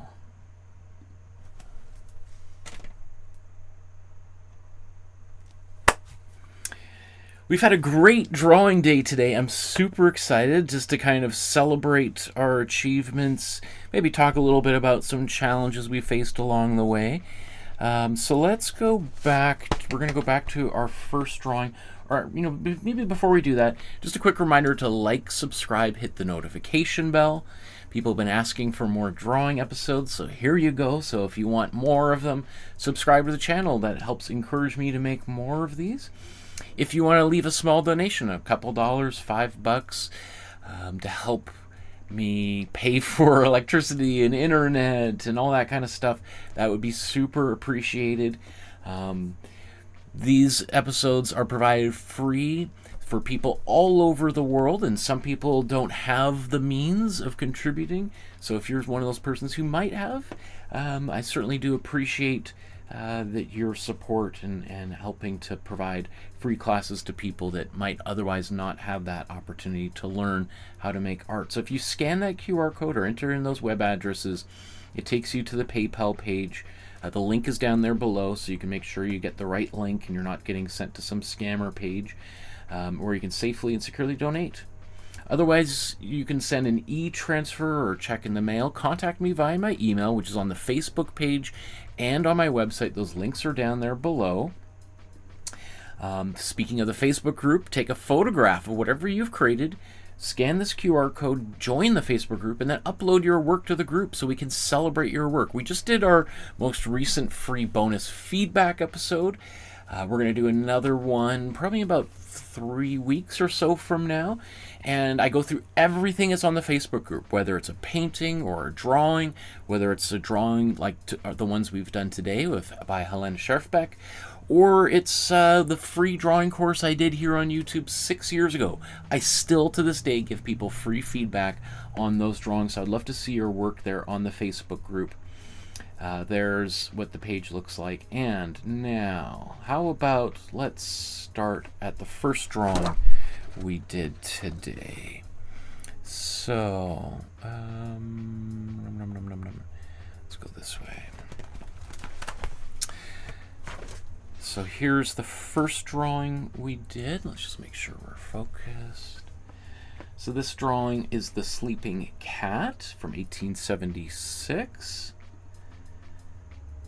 And that was a good little warm-up drawing. I mean, in retrospect, maybe my outlines here are a little bit too bold.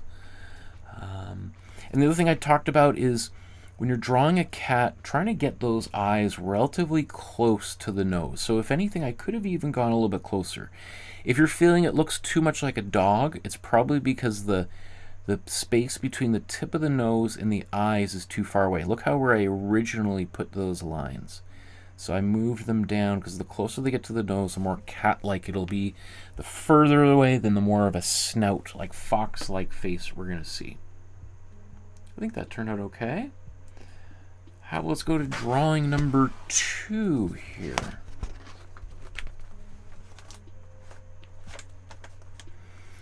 So this drawing she made in 1928, head of a girl, Karen. I don't think her name is Karen Vignette. I'm not sure how that's described, but it's roughly about the same size as the drawing that we just did here. I mean, it's interesting. I think the next couple drawings I did, the face is a little bit too wide, and here this one might be a little bit too long. It could have been a little bit rounder, but that's okay. I think all in all, it's pretty close. I mean, maybe there could be a little more volume on the hair. This one is also kind of strange because of the way that she did it. The nostrils appear almost inverted. Like we would expect that nostril to be here and this one to be here because the face is turned ever so slightly in this direction. So usually you would see more of this nostril be more prominent. I suspect, though, what's happening is she's drawing a kid from life, and kids tend to move around a lot. In that movie Helene from 2020, it shows her drawing kids, and kids not standing still, and her getting a little upset, like, stand still, stop moving, take your hat off. It's like, you can't draw when you're moving all over the place. That's good. Yeah, I'm happy with the way this turned out. Yeah.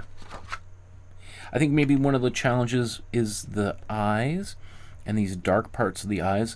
The problem is if you make a mark and it's maybe in the wrong place and you're gone that dark, you really have to kind of darken everything else even more. Okay, let's go to the next one here. So this drawing is the portrait of Jalo Sihtola from 1928. And this one, you know, at the time I was feeling pretty happy. Now as I'm looking at it now, I do feel like the chin is not as prominent as it should have been. I think I could have maybe moved the lips up a little bit more and maybe gone down a little bit lower here. And this line, doesn't it look like maybe it could have gone outward like that? So his face being a little bit like this makes him look a little bit like in the original. He's got a fairly strong jaw. Here his jaw's been kind of minimized a little bit, so it looks maybe a little bit less I don't want to make any value judgments on a person's character or something, so I'm not even going to go there, but I was going to say he looks maybe a little more masculine or a little bit meeker or something, but that's kind of a little bit silly, isn't it? Yeah. What else can I say? I mean, certainly I could darken the hair a little bit more, and I probably could have even used watercolor or ink in order to do that. A comment was made that maybe his hairline is a little bit too far forward. It could be receding a bit more there. Yeah, that's fine. I think that turned out great. And then our final drawing of... we skipped that one, so that's an extra little bonus one if you want to do this one we didn't do. We just went right over here to this final drawing. So this is a self-portrait from 1880 to 84, between sometime around age 17 to 21. And there's my version. You know, again, even sometimes just taking a few moments away from it, I can see that, you know, maybe I think her nose is maybe a little bit shorter. Or maybe I made her nose a little bit long here. And also I think maybe her jaw could be a little bit more rounded. Right? I mean, they look similar. But in the original, well, I was going to say in the originals, maybe she looks a little bit younger. Although I think they look around the same age now that I see them.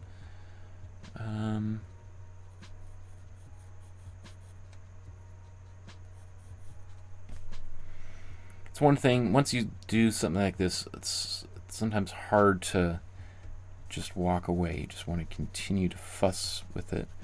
That's the thing that artists always talk about, is when do you know it's done? Well, it's often when somebody tears it out of your cold, dead hands. Let's do a quick little zoom in and just sort of look a bit more specifically at things. Whoa, I gotta run. Okay, actually, you know what? I don't have time to do that. So I gotta run. Okay. Thank you, everyone, for drawing with me today and keeping me company. I can't wait to see what you've created. Please upload something to the Facebook group.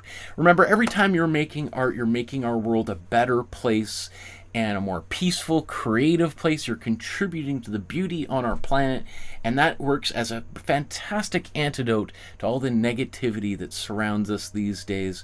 So thank you for helping to make the world a better place, especially for my young daughter. I want her to grow up in a world that's peaceful and beautiful. Until I see you guys again next time, have a wonderful afternoon or morning, evening, wherever you are on our beautiful planet. And until then, take care, my friends. Have a good evening. Bye-bye.